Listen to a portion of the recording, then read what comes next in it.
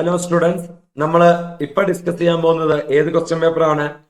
June 2024 C A ഫൗണ്ടേഷന്റെ question പേപ്പറാണ്. അപ്പൊ എന്താ ഇവിടെ പറഞ്ഞേക്കുന്നത്? ക്വസ്റ്റ്യൻ നമ്പർ 1 കമ്പൽസറി, പിന്നുള്ള 5 ക്വസ്റ്റ്യനിൽ 4 ചെയ്താൽ മതി. ഓക്കെ, വർക്കിംഗ് നോട്ട്സ് എന്ത് ചെയ്യണം? ആൻസറിന്റെ പാർട്ട് ആവണം. അപ്പൊ ആൻസറിന്റെ കൂടെ വർക്കിംഗ് നോട്ടും എഴുതുക അല്ലെ. ക്വസ്റ്റ്യൻ നോക്കാം. ക്വസ്റ്റ്യൻ നമ്പർ 1 അല്ലെ, R owns an electronic store, P visited അല്ലെ, R owns an electronic store. P visited to buy a water purifier priced 54,000. He specifically requested R for a purifier with copper filter. ഏതാ വേണ്ടത്? Copper filter ഉള്ള purifier ആ വേണ്ടത്. As P wanted to buy the purifier on credit. എങ്ങനെയാ വാങ്ങുന്ന? ക്രെഡിറ്റിന, with the intention of paying in 9 equal monthly installment. R demands a guarantor for the transaction. Yes, a friend of P came forward and gave guarantee for the payment of water purifier. R sold P a water purifier of specific brand. P made payment for 4 monthly installment. 4 monthly installment payment എന്ത് ചെയ്തു? P നടത്തി. After that PM എന്തായി? എന്തായി? Insolvent ആയി. After that P become installment. Explain with the reference of Indian Contract Act 1872 liability of S as guarantor to pay the balance price of water purifier. നോക്കിക്കേ, എന്താ സംഭവിച്ചേക്കുന്നത്? P ആറിന് കടയിൽ വന്നു അല്ലെ. Question നന്നായിട്ട് വായിച്ച് മനസ്സിലാക്കണം. പി ആറിന് കടയിൽ വന്നു അല്ലെ. ആറിന്റെ കടയിൽ വന്നു 54,000 രൂപയുടെ, എത്ര രൂപയുടെയാ? 54,000 രൂപയുടെ വാട്ടർ പ്യൂരിഫയർ വാങ്ങുക. ക്രെഡിറ്റിനാ വാങ്ങുന്നത്. 9 മന്ത്ലി ഇൻസ്റ്റാൾമെന്റ് ആയിട്ട് അടയ്ക്കാനാ പ്ലാൻ. അപ്പൊ ഒരു മന്ത്ലി ഇൻസ്റ്റാൾമെന്റ് എത്രയാ? 6,000 അല്ലെ. അപ്പൊ 6 പറഞ്ഞു, സെല്ലറായ 6 പറഞ്ഞു ഇത്രയും രൂപയുടെ സാധനം തരുന്നത്. ഒരു ആളെ ഗ്യാരണ്ടി നിർത്തണം. അപ്പൊ പിയുടെ ഫ്രണ്ടായ എസ് ഗ്യാരണ്ടി നിൽക്കുക. പി എന്ത് ചെയ്തു? 4 മാസം പേയ്മെന്റ് അടച്ചു അല്ലെ. 6,000 ഇൻറ്റു 4, അപ്പൊ എത്ര അടച്ചു? 24,000 രൂപ അടച്ചു അല്ലെ. അത് കഴിഞ്ഞപ്പോ എന്തായി? പി ഇൻസോൾവെന്റ് ആയി. എസിന്റെ ലയബിലിറ്റി എന്താണ് എന്നാ ചോദിക്കുന്നത്. അപ്പൊ പി ഇൻസോൾവെന്റ് ആയില്ലേ. ഓക്കെ, പി എന്തായി? ഇൻസോൾവെന്റ് ആയി. എസിന് എന്താ ലയബിലിറ്റി? എസ് കൊടുത്തോണം. എസ് എന്താ ഗ്യാരണ്ടി നിൽക്കുന്നത്? പിക്ക് എന്ത് ചെയ്യുക? ക്രെഡിറ്റിന് സാധനം കൊടുക്കുക അല്ലെ. ആണോ അല്ലയോ? പി പൈസ തന്നില്ലെങ്കിൽ ഞാൻ തരാം, ഇതാണ് എസ് പറയുന്നത് അല്ലെ. അപ്പൊ എസ് എന്ത് ചെയ്തോണം? പൈസ കൊടുത്തോണം. ഇതാണ് അതിന്റെ ആൻസർ വരുന്നത്. ആണോ അല്ലയോ? യെസ്. അപ്പൊ എസ് എത്ര രൂപ കൊടുക്കണം? 54,000 രൂപയിൽ എന്ത് ചെയ്തു? 24,000 രൂപ ആരടച്ചു? പി അടച്ചു, ബയ്യർ അടച്ചു. ബാക്കി 30,000 രൂപ അടയ്ക്കാൻ കിടക്കുക. ഇത് ആര് കൊടുക്കേണ്ടി വരും? ഗ്യാരണ്ടി നിന്ന് എസ് കൊടുക്കേണ്ടി വരും. ഓക്കെ, ഇതാണ് അവിടെ വരുന്ന കേസ്. ഇനി അടുത്ത കേസ് നോക്കിയേ. What will be your answer if R solve the water purifier misrepresenting? നോക്കിയേ, misrepresenting it as having a copper filter while it actually has a normal filter. Neither P nor S was aware of this fact, and upon discovering the truth, P refused to pay the price. In response to P's refusal, R filed the suit against S guarantor. Explain with the reference of Indian Contract Act 1872 whether S is liable to pay the balance price of water purifier to R. നോക്കി എന്താ സംഭവിച്ചേക്കുന്നത്? ഇവിടെ ക്വസ്റ്റ്യനില് ഒരു കാര്യമുണ്ട്. ഈ എന്താണ്? P ചെന്നിട്ട് ബയ്യറായ P ചെന്നിട്ട് സെല്ലറായ ആറിന്റെ അടുത്ത് സ്പെസിഫിക്കലി പറഞ്ഞതാണ് എന്താണ്? കോപ്പർ ഫിൽറ്റർ ഉള്ള വാട്ടർ പ്യൂരിഫയർ അല്ലെ. അപ്പൊ നമ്മൾ ഫസ്റ്റ് പാർട്ട് അല്ലെ, എ ക്വസ്റ്റ്യന്റെ ഫസ്റ്റ് പാർട്ട് കണ്ടു. ഇനി രണ്ടാമത്തെ പാർട്ടാണ്. എന്താ വരുന്നത്? ആറ് എന്താണ്? മിസ്റെപ്രസെന്റഡ്. എന്താണ്? വാട്ടർ പ്യൂരിഫയർ കോപ്പർ ഫിൽറ്റർ ഉള്ളതാണ് എന്ന് മിസ്റെപ്രസെന്റ് ചെയ്ത് ആണ് വിറ്റേക്കുന്നത് അല്ലെ. പക്ഷെ ശരിക്കും ഇത് കോപ്പർ ഫിൽറ്റർ ഉള്ളതാണോ? അല്ല. കോപ്പർ ഫിൽറ്റർ ഉള്ള വാട്ടർ പ്യൂരിഫയർ ആണ് എന്ന് പറഞ്ഞ് മിസ്റെപ്രസെന്റ് ചെയ്ത് നോർമൽ ഫിൽറ്റർ ഉള്ള വാട്ടർ പ്യൂരിഫയർ ആ വിറ്റേക്കുന്നത് അല്ലെ. അപ്പൊ ഇത് കണ്ടുപിടിച്ചപ്പോ അപ്പോൺ ഡിസ്കവറിംഗ് ട്രൂത്ത് പി പൈസ കൊടുത്തില്ല അല്ലെ. അപ്പൊ എന്ത് ചെയ്യുവാണ്? ഗ്യാരണ്ടി നിന്ന് എസിനെതിരെ 6 കേസ് കൊടുക്കുക.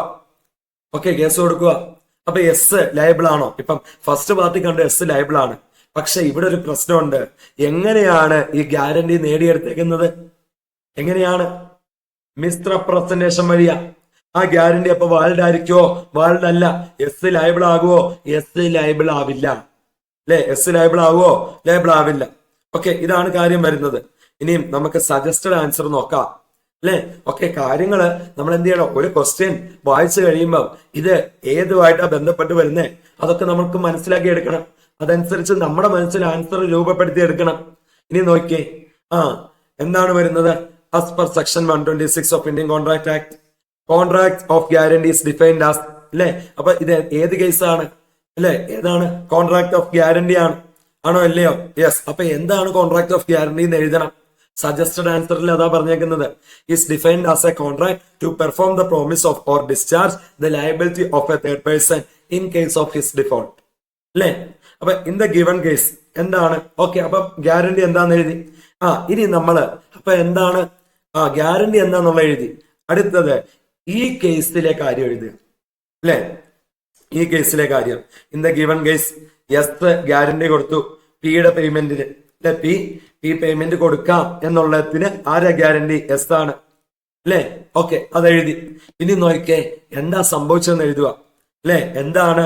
പി 4 ഇൻസ്റ്റാൾമെന്റ് കൊടുത്തു ആൻഡ് ബിക്കം ഇൻസോൾവെന്റ്. അത് കഴിഞ്ഞ് ഇൻസോൾവെന്റ് ആയി. അപ്പൊ ആര് ലയബിൾ ആകും? എസ് ലയബിൾ ആകും. S liability as a guarantor will come into existence അല്ലെ. Will come into existence. Okay, ഇനി നോക്കിയേ, സിൻസ് എന്താ പറയുന്നത്? P fail to pay the remaining installment അല്ലെ. പി എന്ത് ചെയ്തു? ഫെയിലിയർ ആയി. ബാക്കി അടയ്ക്കാൻ വേണ്ടി ഡ്യൂ ടു ഇൻസോൾവൻസി എസ് എന്ത് ചെയ്യേണ്ടി വരും? കൊടുക്കേണ്ടി വരും. ബാലൻസ് പേ ചെയ്യാൻ എസ് ലയബിൾ ആയിരിക്കും. ഈ സിറ്റുവേഷനിൽ എത്രയാണ് കാൽക്കുലേറ്റ് ചെയ്ത് ഞാൻ മുന്നേ കാണിച്ചതെന്താ? 30,000 റുപ്പീസ്. അപ്പൊ അതിന്റെ കാര്യങ്ങൾ എഴുതണം. ഇനി സെക്കൻഡ് സിറ്റുവേഷൻ അല്ലെ, എന്താ? മിസ്റെപ്രസെന്റിങ്. രണ്ടാമത്തെ സിറ്റുവേഷനിൽ അപ്പൊ അവിടെ നമ്മൾ എഴുതുവാണ് എങ്ങനെയാ വിറ്റേക്കുന്നത്?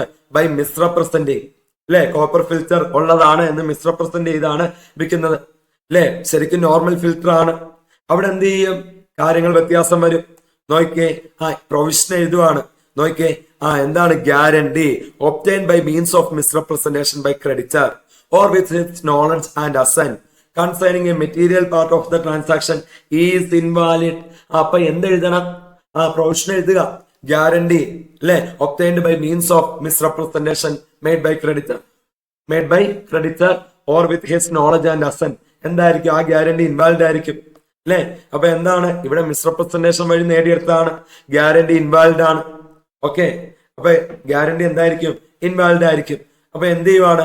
Here R misrepresented. ഇവിടുത്തെ കേസ് എഴുതുക. നോക്കിയേ, R misrepresented the filter side and both P and S are unaware. രണ്ടുപേരും അവെയർ അല്ല.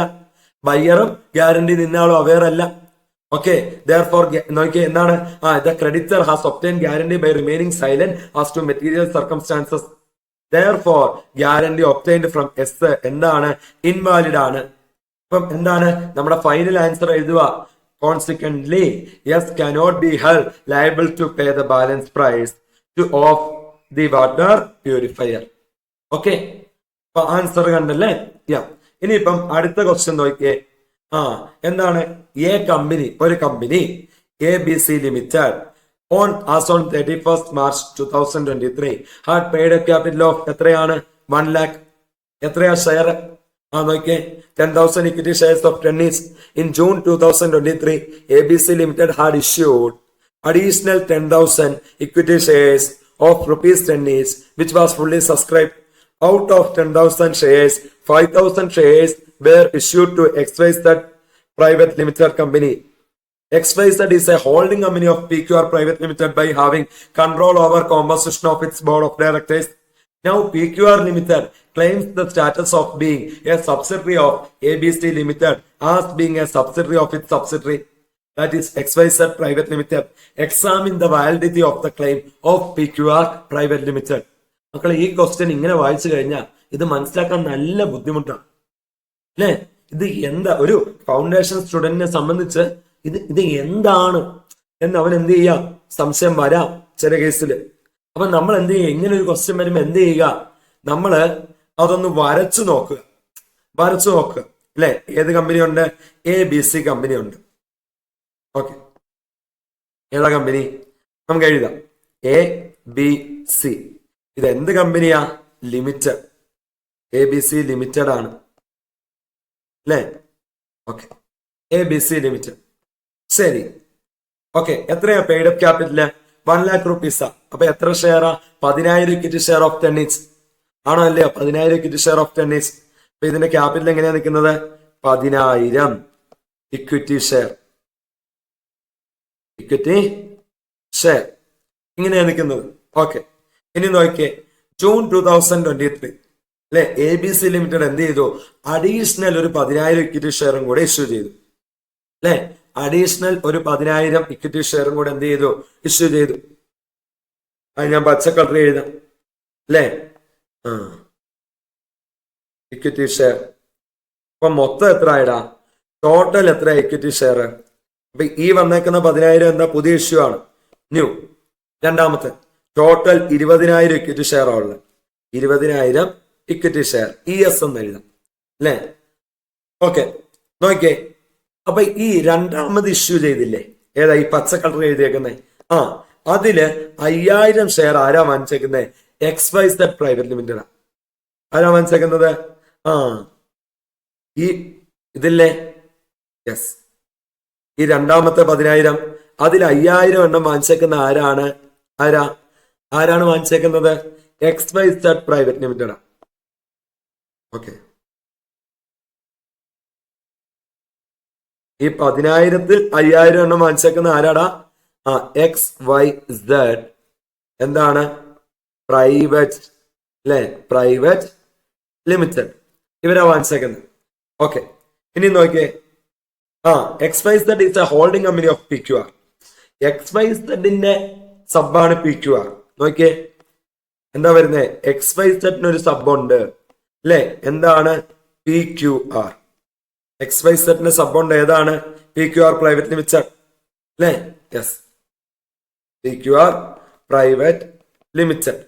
ഇങ്ങനെയാണ് കാര്യങ്ങൾ നിൽക്കുന്നത്. Okay, PQR private limited.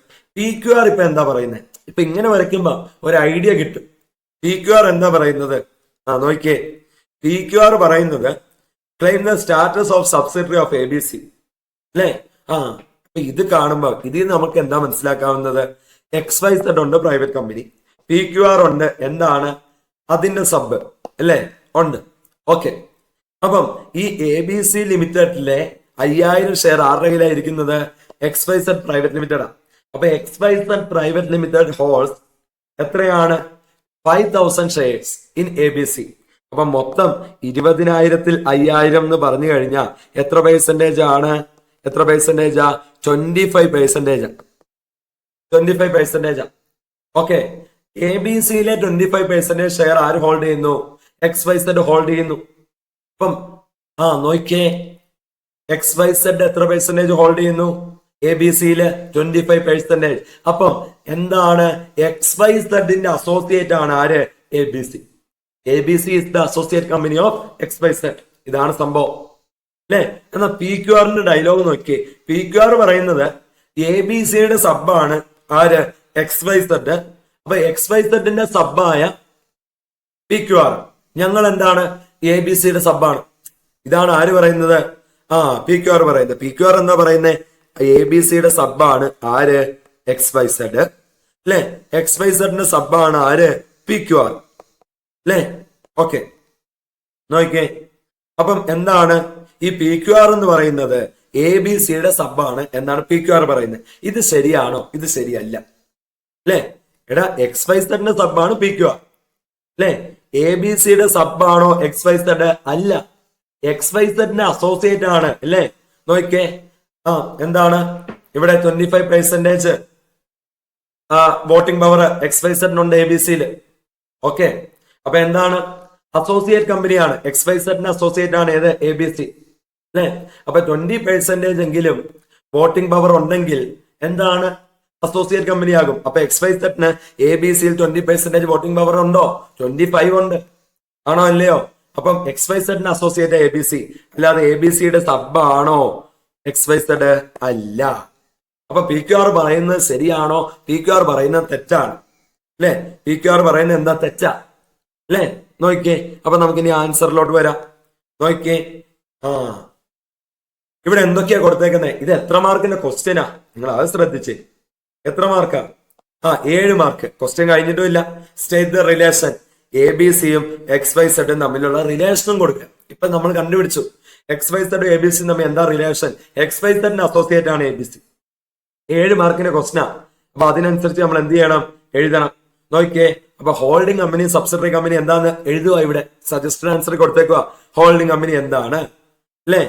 Okay, ഇനി സബ്സിഡറി കമ്പനി എന്താ അതും കൊടുത്തേക്കുക. Subsidiary company in relation to any other company means a company in which holding company എന്ത് ചെയ്യുവാണ്, control the composition of board അല്ലെ. അപ്പൊ എന്താണ് PQRനെ ബോർഡ് ഓഫ് ഡയറക്ടേഴ്സിന്റെ ബോർഡിനെ അല്ലെ, ബോർഡിന്റെ കോമ്പോസിഷൻ ആര് കൺട്രോൾ ചെയ്യുന്നുണ്ട്, XYZ കൺട്രോൾ ചെയ്യുന്നുണ്ട്. XYZ സബാണ് PQR or exercise more than 1/2 of total voting power അല്ലെ, either at its own or together with one or more of its subsidiary companies. അപ്പൊ ഈ കേസിൽ നോക്കി ഇവിടെ കാര്യങ്ങൾ കൊടുത്തേക്കുക.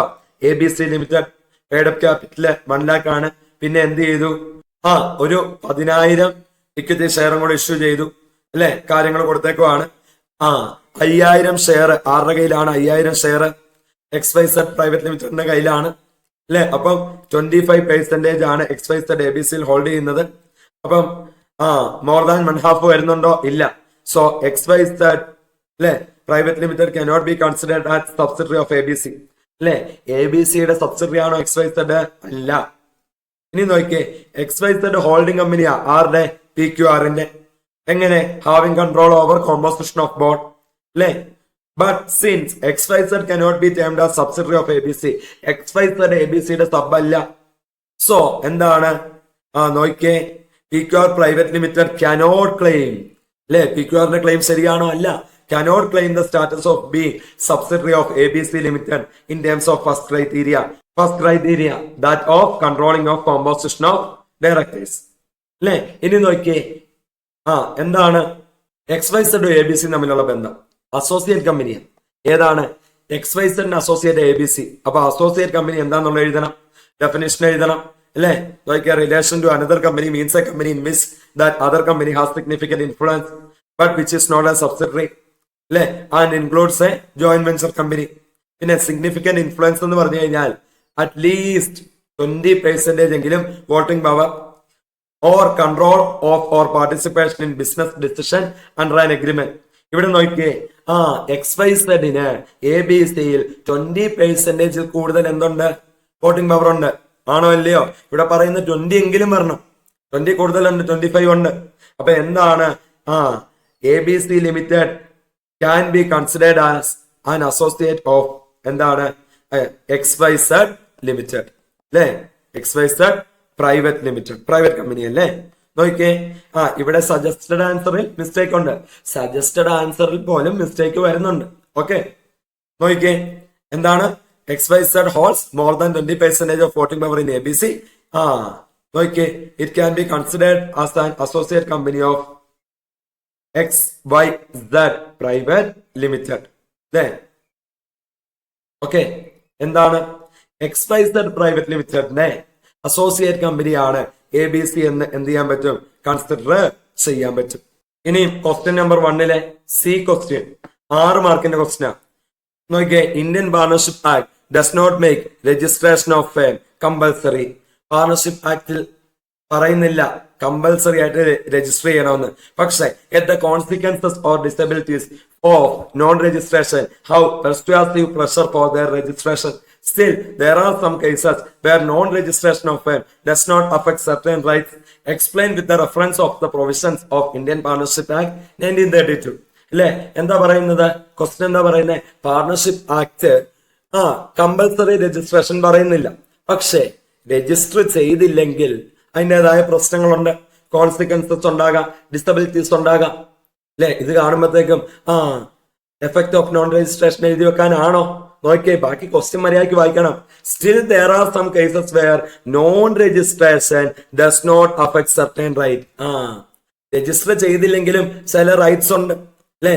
Explain with reference to provisions of Indian partnership act 1932. Explain ചെയ്യാൻ പറയുവാണ്. നോക്കിയേ, അപ്പൊ നമ്മൾ എന്ത് ചെയ്ത്, ഒരു ഡയറക്റ്റ് ക്വസ്റ്റ്യൻ ആണ്. ഇപ്പൊ കണ്ട 2 കേസും എന്തായിരുന്നു, പ്രാക്ടിക്കൽ ക്വസ്റ്റ്യൻ ആയിരുന്നു. ഇതെന്താണ്, ഡയറക്റ്റ് ക്വസ്റ്റ്യൻ ആണ്. ഇന്ത്യൻ പാർട്ണർഷിപ്പ് ആക്ട് രജിസ്റ്റർ ചെയ്യാൻ പറയുന്നുണ്ടോ, does not make registration compulsory, nor does it impose any penalty. However, section 69 non-registration of partnership give rise to number of disability. Register ചെയ്തില്ലേ disability ഉണ്ടാകും. Although registration compulsory അല്ലെങ്കിലും consequences അല്ലെങ്കിൽ disability ഉണ്ടാകും അല്ലേ? Okay, exemption ഇതാണ്. എന്താണ്? Register ചെയ്തില്ലെങ്കിൽ അവിടെ എഫക്ട് ഓഫ് നോൺ രജിസ്ട്രേഷൻ ഉണ്ടാകും. പക്ഷെ രജിസ്റ്റർ ചെയ്തില്ലെങ്കിലും ചില റൈറ്റ്സ് ഉണ്ടാകും. അതാണ് എഴുതേണ്ടത്. ഡയറക്റ്റ് ക്വസ്റ്റ്യൻ ആണ്. Non registration of firm does not however affect following right of third party to sue the firm or any partner. Third പാർട്ടിക്ക് ഫേമിനെതിരെ കേസ് കൊടുക്കാം. റൈറ്റ് ഓഫ് പാർട്ട്ണറിന് എന്ത് ചെയ്യാൻ പറ്റും? കേസ് കൊടുക്കാം for dissolution of firm. Or എന്താണ് വേറെ കേസ്? എന്താണ് കേസ് കൊടുക്കാം? റൈറ്റ് ഓഫ് പാർട്ട്ണറിന് പറയുന്ന വേറൊരു കേസ് എന്താണ്? റൈറ്റ് ഓഫ് പാർട്ട്ണറിൽ പറയുന്ന വേറൊരു case sue for settlement of accounts of dissolved firm, അല്ലെങ്കിൽ sue for realisation of property of dissolved firm. അല്ലെ? ഫേം ഡിസോൾവ് ആയി, അതിന്റെ അക്കൗണ്ട്സിന് വേണ്ടി ഫേം ഡിസോൾവ് ആയി, പ്രോപ്പർട്ടി റിയലൈസ് ചെയ്യാൻ വേണ്ടി എന്ത് ചെയ്യാൻ? കേസ് കൊടുക്കാം പാർട്ട്ണറിന്. അൺരജിസ്റ്റേർഡ് ഫേമിലെ പാർട്ട്ണറിന് കേസ് കൊടുക്കാം. ഇനി എന്തായി? ഒരു പാർട്ട്ണർ ഇൻസോൾവെന്റ് ആയി, അയാളുടെ അസറ്റ് വിറ്റ് ലയബിലിറ്റി തീർക്കാൻ വേണ്ടി ഒഫീഷ്യൽ റിസീവർ അല്ലെ അസൈനി വെച്ചേക്കുക. Okay, the power of official assignee or receiver to release the property of insolvent partner. അപ്പൊ ഇൻസോൾവെന്റ് പാർട്ട്ണറിന്റെ അസറ്റ് ആണ് ഏത്? ഈ പാർട്ണർഷിപ്പിലെ ഷെയർ ആണോ അല്ലയോ? യെസ്. അപ്പൊ എന്ത് ചെയ്യാൻ പറ്റും? Power of an official assignee or receiver of court to release the property of insolvent partner and to bring an action. അപ്പം അതിന്റെ പേരിൽ എന്താണ്? നോക്കിയേ, ഇവിടെ ഇനി ആരില്ല. ഇൻസോൾവെന്റ് പാർട്ട്ണർ ഉണ്ടോ? ഇല്ല. അപ്പൊ അയാൾക്ക് എന്ത് ചെയ്യണം? പാർട്ണർഷിപ്പിലുണ്ടോ അയാൾ? ഇല്ല. അയാളുടെ പ്രോപ്പർട്ടി കിട്ടണം. അയാളുടെ എന്ത് കിട്ടണം? പ്രോപ്പർട്ടി കിട്ടണം. പാർട്ണർഷിപ്പിലെ ഷെയർ കിട്ടണം. അതിനുവേണ്ടി എന്ത് ചെയ്യാം?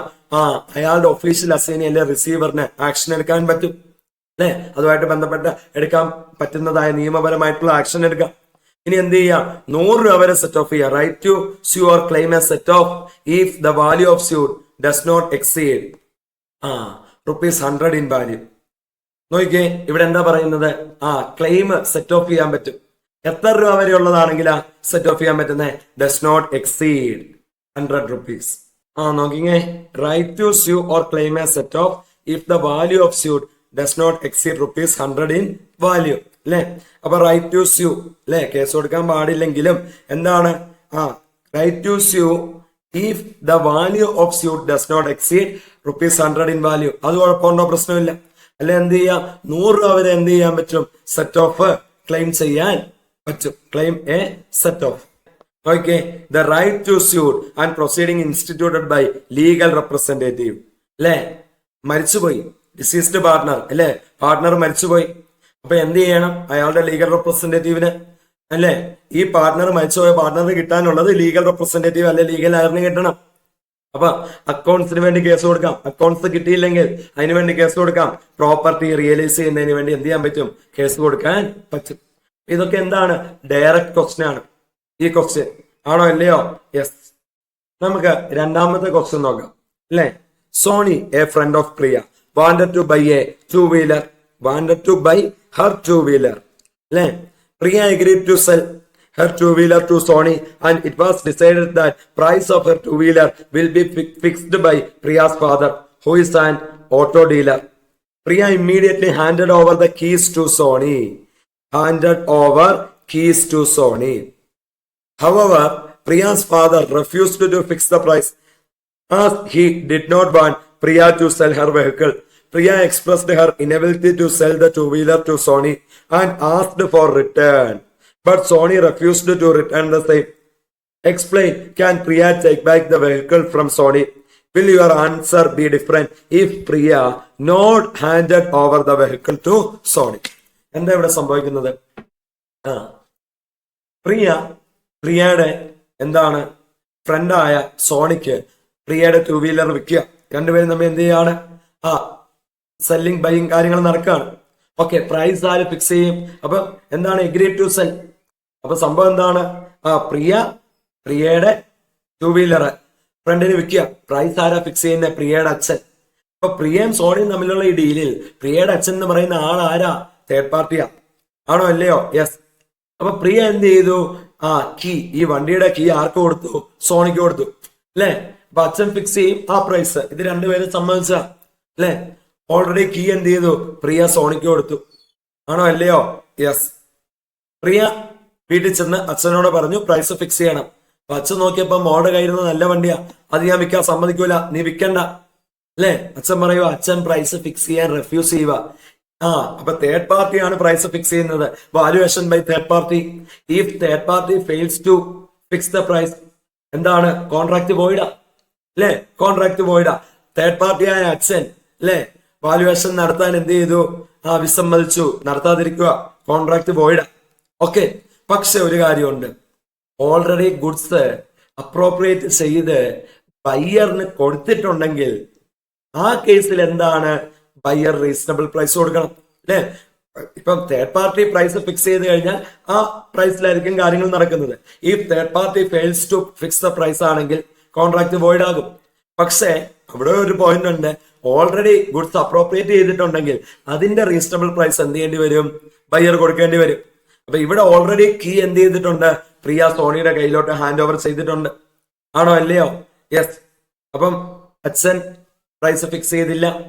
അപ്പം പ്രിയ എന്ത് ചെയ്യുക? തിരിച്ചു ചോദിക്കുക അല്ലെ, 2 വീലർ തിരിച്ചു ചോദിക്കുക. സോണി കൊടുക്കുന്നില്ല. സോണി കൊടുക്കേണ്ട ആവശ്യമുണ്ടോ? Can Priya take back the vehicle from Soni? പറ്റില്ല അല്ലെ. നോക്കിക്കേ, will your answer be different if Priya had not handed over the vehicle to Soni? Priya ഈ വണ്ടി ഹാൻഡ് ഓവർ ചെയ്തില്ലായിരുന്നെങ്കിൽ പ്രിയ കൊടുക്കേണ്ട ആവശ്യമുണ്ടോ? ആവശ്യം ഇല്ല. ഓക്കെ. അപ്പൊ നമുക്ക് ഇതിന്റെ ആൻസറിലോട്ട് പോകാം. നോക്കിക്കേ, ascertainment of price by virtue of section 9, price in a contract of sale may be fixed by contract. എന്ത് ചെയ്യാം? ഒരു പ്രൈസ് എങ്ങനെ ഫിക്സ് ചെയ്യുന്നത്? ബൈ കോൺട്രാക്ട് ഫിക്സ് ചെയ്യാം. ഇനി എന്താണ്? agreed to be fixed in a manner provided in contract. ആ കോൺട്രാക്റ്റിൽ പറയുന്ന രീതിയിൽ എന്ത് ചെയ്യാം അല്ലെ, കോൺട്രാക്റ്റില് പ്രൈസ് ഫിക്സ് ചെയ്യാൻ വേണ്ടി അല്ലെ ഒരു രീതി പറഞ്ഞിട്ടുണ്ട്, ആ രീതിയിൽ പ്രൈസ് ഫിക്സ് ചെയ്യാം. ഇനിയും എന്താണ്? Determined by course of dealing between parties.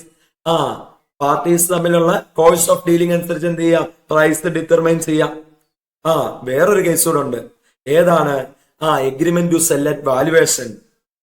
അവിടെ എന്താ ചെയ്യുന്നത്? Price fixed by third party. Okay. അപ്പൊ എന്താണ് ആ price fixed by third party? നോക്കിക്കേ, agreement to sell goods on terms that price is fixed by valuation of third party and third party either does not or cannot make such valuation. Third party valuation നടത്തിയില്ല, അല്ല valuation നടത്താൻ ഫെയിലായി, agreement നടക്കുവോ? Sale നടക്കുവോ? ഇല്ല, അത് void ആണ്, avoid അല്ലേ. Hour goods appropriate ചെയ്തിട്ടുണ്ടെങ്കിൽ അല്ലെ, goods buyer who has received and appropriated the goods അല്ലെ. ഓക്കെ, ബയ്യറിന് ഈ ഗുഡ്സ് അപ്രോപ്രിയേറ്റ് ചെയ്ത് ബയ്യറിന് റിസീവ് ചെയ്തിട്ടുണ്ടെങ്കിൽ അല്ലെ, അപ്രോപ്രിയേറ്റ് ചെയ്ത് ബയ്യറിന് കിട്ടി, ആ കേസിൽ എന്ത് ചെയ്യണം? ബയ്യർ റീസണബിൾ പ്രൈസ് കൊടുക്കണം. ബയ്യർ എന്ത് കൊടുക്കണം? റീസണബിൾ പ്രൈസ് കൊടുക്കണം. ഈ കേസിൽ എന്താണ്? പ്രിയ ഹാൻഡ് ഓവർ ദ കീ ആണ് അല്ലെ. അപ്പൊ അവിടെ എന്താ ചെയ്യുന്നത്? അപ്രോപ്രിയേറ്റ് ചെയ്തു. എന്താണ് അവിടെ ബാക്കി കാര്യങ്ങൾ എഴുതും. അപ്പൊ നമ്മള് പ്രൊഫഷണൽ കാര്യങ്ങൾ എഴുതി. ഇനി ഫാക്ട് എഴുതുവാണ്. പ്രിയയുടെ അച്ഛനാണ് പ്രൈസ് ഫിക്സ് ചെയ്യേണ്ടത്. പ്രിയയുടെ അച്ഛൻ ഫിക്സ് ചെയ്യാൻ എന്ത് ചെയ്തു? ഫെയിലായി അല്ലെ. ഓക്കെ. പക്ഷെ നോക്കിയേ, അപ്പം എന്താണ്? അവോയ്ഡ് ചെയ്യുക അല്ലെ, എഗ്രിമെന്റ് അവോയ്ഡ് ചെയ്യുക. പക്ഷെ ഓൾറെഡി ഹാൻഡ് ഓവർ ചെയ്തു ടു സോണി. പ്രിയക്ക് തിരിച്ചു വാങ്ങാൻ പറ്റുമോ? പറ്റൂല. ഇനി നോക്കിയേ, പ്രിയ ഹാൻഡ് ഓവർ ചെയ്തില്ലായിരുന്നെങ്കിലോ contract could have been avoided അല്ലെ. വണ്ടി കൊടുക്കേണ്ട ആവശ്യമില്ല, കോൺട്രാക്ട് അവോയ്ഡഡ് ആണ്. ഇനി അടുത്ത കേസ്, അടുത്ത ക്വസ്റ്റ്യൻ, ഇത് 7 മാർക്കിന്റെ ക്വസ്റ്റ്യനാ. അടുത്തത്, Ram want to incorporate a company in which he will be the only member. എടാ, ഒരാൾ മെമ്പർ ആയിക്കൊണ്ട് കമ്പനി ചെയ്യാൻ പറ്റുമോ? ആലോചിച്ചു നോക്കിയേ. പറ്റും. ഏതാ? OPC അല്ലെ. ഇവിടെ OPCയോ കാര്യങ്ങളോ ഒന്നും പറഞ്ഞിട്ടുണ്ടോ ക്വസ്റ്റ്യനിൽ? ഇല്ല. According to the provisions of companies act 2013, ഏത് കമ്പനിയാ തുടങ്ങാൻ പറ്റുന്നേ? അതിന്റെ സാലിയൻ ഫ്യൂച്ചേഴ്സ് എന്താന്ന് ചോദിച്ചേക്കുന്നത് അല്ലെ. അപ്പം മനസ്സിലാക്കിക്കോണം, ഇത് ഏതാ? OPCയാ. നോക്കിയേ, ഡയറക്റ്റ് ആയിട്ട് വാട്ട് ഈസ് OPC, അതിന്റെ ഫീച്ചേഴ്സ് എന്താന്നല്ല ചോദിച്ചേക്കുന്നത് അല്ലെ. അപ്പൊ വൺ മെമ്പർ വെച്ച് വരുന്ന ഏതാ? OPCയാ. അപ്പൊ ഇവിടെ എന്താ ചോദിച്ചേക്കുന്നത്? OPCയുടെ ഫീച്ചേഴ്സും കാര്യങ്ങളുമാ ചോദിച്ചേക്കുന്നത്. ഡയറക്റ്റ് ക്വസ്റ്റ്യനാ അല്ലെ. വൺ മെമ്പർ വെച്ചിട്ട് എന്താണ് OPC തുടങ്ങാം? റാമിന് എന്ത് തുടങ്ങാം? OPC തുടങ്ങാം. അതിന്റെ കാര്യങ്ങൾ എഴുതുക അല്ലെ. OPC ഒരു പ്രൈവറ്റ് ലിമിറ്റഡ് കമ്പനിയാണ് വിത്ത് എന്താണ് വൺ മെമ്പർ. OPCയുടെ features: only one person as member, minimum paid up capital, no limit prescribed. പിന്നെ എന്താണ്? ആ MOAയിൽ എന്ത് ചെയ്യണം, മെമ്മോറാണ്ടത്തിൽ എന്ത് ചെയ്യണം, ആ നോമിനി ആരാന്ന് കൊടുക്കണം. ഈ പറയുന്ന OPCയിലെ മെമ്പറെ അയാൾ മരിച്ചു പോവോ, ഇൻകപ്പാസിറ്റി ടു കോൺട്രാക്ടോ സംഭവിച്ചു കഴിഞ്ഞാൽ മെമ്പർ ആവാനുള്ള ആളുടെ ഡീറ്റെയിൽസ് കൊടുക്കണം, നോമിനിയുടെ ഡീറ്റെയിൽസ് കൊടുക്കണം. ആ നോക്കിയേ, നോമിനിയുടെ കൺസെന്റും വാങ്ങണം, ആണോ അല്ലയോ? അപ്പൊ കമ്പനി തുടങ്ങുമ്പോൾ എന്ത് ചെയ്യണം, ആ നോമിനിയുടെ ഡീറ്റെയിൽസ് കൊടുക്കണം, നോമിനിയുടെ കൺസെന്റും കൂടെ ഫയൽ ചെയ്യണം. പിന്നെ ഈ നോമിനിക്ക് എന്ത് ചെയ്യാൻ പറ്റും, ഏത് സമയം വേണേലും ആ നോമിനിഷിപ്പിൽ നിന്നും മാറാൻ പറ്റും. ഇനി മെമ്പറിന് ഈ നോമിനി ഏത് സമയം വേണേലും മാറ്റാം, വേറൊരാളെ നോമിനി ആയിട്ട് വെക്കാം. ഓക്കെ, ഇനി ആർക്കാണ് ഇതിന്റെ അകത്തെ മെമ്പർ നോമിനി ആകാൻ പറ്റുന്നത്? നാച്ചുറൽ പേഴ്സൺ, മനുഷ്യനായിരിക്കണം, ഇന്ത്യൻ സിറ്റിസൺ ആയിരിക്കണം, അല്ലേ? ആ റെസിഡന്റ് ആകാം, ഇനി റെസിഡന്റ് അല്ലാത്ത ആളും ആകാം. പക്ഷെ എന്താകണം? ആ നോക്കിയേ, റെസിഡന്റ് ആകാം, റെസിഡന്റ് അല്ലാത്ത ആളും ആകാം. പക്ഷെ എന്താകണം? ഇന്ത്യൻ സിറ്റിസൺ ആയിരിക്കണം, അല്ലെ? ഇന്ത്യൻ സിറ്റിസൺ ആയിരിക്കണം. ഇനി ഒരാൾക്ക് അറ്റ് എ ടൈം എത്ര OPCയിലെ മെമ്പർ നോമിനി ആകാൻ പറ്റും? ഓരോ OPCയിലെ മെമ്പറും വേറൊരു OPCയിലെ നോമിനി ആകാൻ പറ്റും. മൈനറിന് മെമ്പറോ നോമിനിയോ ആകാൻ പറ്റുമോ? പറ്റൂല, അല്ലെ? അപ്പം എന്താണ്, OPCയുടെ കാര്യങ്ങൾ അങ്ങ് എഴുതുക, അല്ലെ? OPCക്ക് സെക്ഷൻ 8 പരിപാടി ചെയ്യാൻ പറ്റുമോ? പറ്റൂല. ഇനി OPCയെ പ്രൈവറ്റോ പബ്ലിക്കോ ആയിട്ട് എന്ത് ചെയ്യാൻ പറ്റും? കൺവേർട്ട് ചെയ്യാൻ പറ്റും. അത് പ്രശ്നമാണോ? പ്രശ്നമില്ല. പിന്നെ non banking financial investment activity ചെയ്യാൻ പറ്റുമോ? പറ്റൂല. ഓക്കെ, അപ്പം എന്താണ്, ഇതൊക്കെയാണ് ഏത് കാര്യങ്ങളിൽ വരുന്നത്? OPCയുടെ കാര്യങ്ങളിൽ വരുന്നത്. എത്ര മാർക്കിന്റെ ക്വസ്റ്റ്യൻ ആടാ? 7 മാർക്കിന്റെ ക്വസ്റ്റ്യൻ. ഇനി അടുത്ത ക്വസ്റ്റ്യൻ നോക്കിയേ, LLP is a new form of legal business entity with limited liability. അല്ലേ? അപ്പൊ LLPയുടെ കാര്യങ്ങളാ ഇതിന്റെ ഡയറക്റ്റ് ക്വസ്റ്റ്യൻ. നോക്കിയേ, അപ്പം LLP എന്താണ്, അല്ലേ? നോക്കിയേ, it's an alternative corporate business vehicle that only gives benefits of limited liability and low compliances but allows its partners the flexibility of organizing internal structure. LLP എന്ന് പറയുമ്പോൾ ലിമിറ്റഡ് ലയബിലിറ്റി ആണ്, അല്ലെ? Flexibility ഉണ്ട്, കാര്യങ്ങളാണ് കൊടുത്തേക്കുന്നത്. ഓക്കെ, കാര്യം ചോദിച്ചേക്കുക, അല്ലെ? Define the following characteristics. അപ്പൊ LLPയുടെ ക്യാരക്ടറിസ്റ്റിക്സാ ബോഡി കോർപ്പറേറ്റ്, മ്യൂച്വൽ ഏജൻസി, അല്ലെ? നോക്കിയേ, foreign LLP, artificial legal person. അപ്പം LLPയുടെ ക്യാരക്ടറിസ്റ്റിക്സിൽ നിന്ന് എടുത്ത് ചോദിച്ചേക്കുക. ഡയറക്റ്റ് ക്വസ്റ്റ്യനാ, ഇൻഡയറക്റ്റ് ആണോ? അല്ല, ഡയറക്റ്റാ. ബോഡി കോർപ്പറേറ്റ്, LLP എന്താണ്? ബോഡി കോർപ്പറേറ്റ് ആണ്. Formed and incorporated under this act, LLP act 2008. Legal entity ആണ്, സെപ്പറേറ്റ് എൻറ്റിറ്റി ആണ്, അല്ലെ? പെർപെക്ച്വൽ സക്സഷൻ ഉണ്ട്, അല്ലെ? നോക്കിയേ, ചേഞ്ച് ഇൻ പാർട്ട്നേഴ്സ് എന്ത് ചെയ്യൂല, LLPയുടെ എക്സിസ്റ്റൻസിനെ എഫക്ട് ചെയ്യൂല. ഓക്കെ, കാര്യങ്ങൾ കൊടുത്തേക്കുക. LLP എന്താണ്? സെപ്പറേറ്റ് ലീഗൽ എൻറ്റിറ്റി ആണ്. മ്യൂച്വൽ ഏജൻസി, അടുത്ത ചോദ്യം ഏതാ? മ്യൂച്വൽ ഏജൻസിയെ പറ്റിയ. മ്യൂച്വൽ ഏജൻസി ഉണ്ടോ LLPയില്? ഇല്ല. No partner is liable on account of independent or unauthorised action of other partners, അല്ലേ? നോക്കിയേ, അപ്പം individual partners are shielded from joint liability created by another partners wrongful business decision or misconduct. In other words, all partners will be agent of LLP alone. അല്ലെ? നോക്കിയേ, ഒരു partner വേറൊരു പാർട്ട്ണറിന്റെ agent അല്ല, പക്ഷെ ഒരു പാർട്ട്ണർ LLPയുടെ എന്താണ്? ഏജന്റ് ആണ്. Foreign LLP. അടുത്ത ചോദ്യം എന്താ? Foreign LLP foreign limited liability partnership as, അല്ലെ? ഡിഫൈൻ ചെയ്തേക്കുന്നത് എങ്ങനെയാണ്? LLP formed, incorporated or registered outside India which established, അവർക്ക് എന്തുണ്ട്?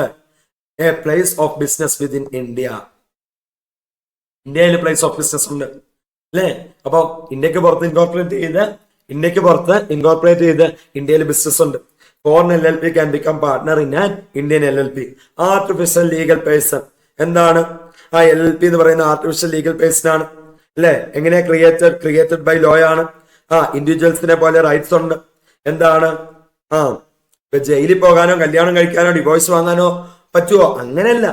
എന്താണ്? റൈറ്റ്സ് ഉണ്ട്, അല്ലെ? കോൺട്രാക്ട് എൻട്രി ചെയ്യാൻ, പിന്നെ ബാങ്ക് അക്കൗണ്ട് ഓപ്പൺ ചെയ്യാൻ, ലയബിലിറ്റി ഇൻകർ ചെയ്യാൻ, പ്രോപ്പർട്ടി അസറ്റ് ഒക്കെ ഹോൾഡ് ചെയ്യാൻ, അങ്ങനെയൊക്കെ ഉള്ള റൈറ്റ്സ് ഉണ്ട്.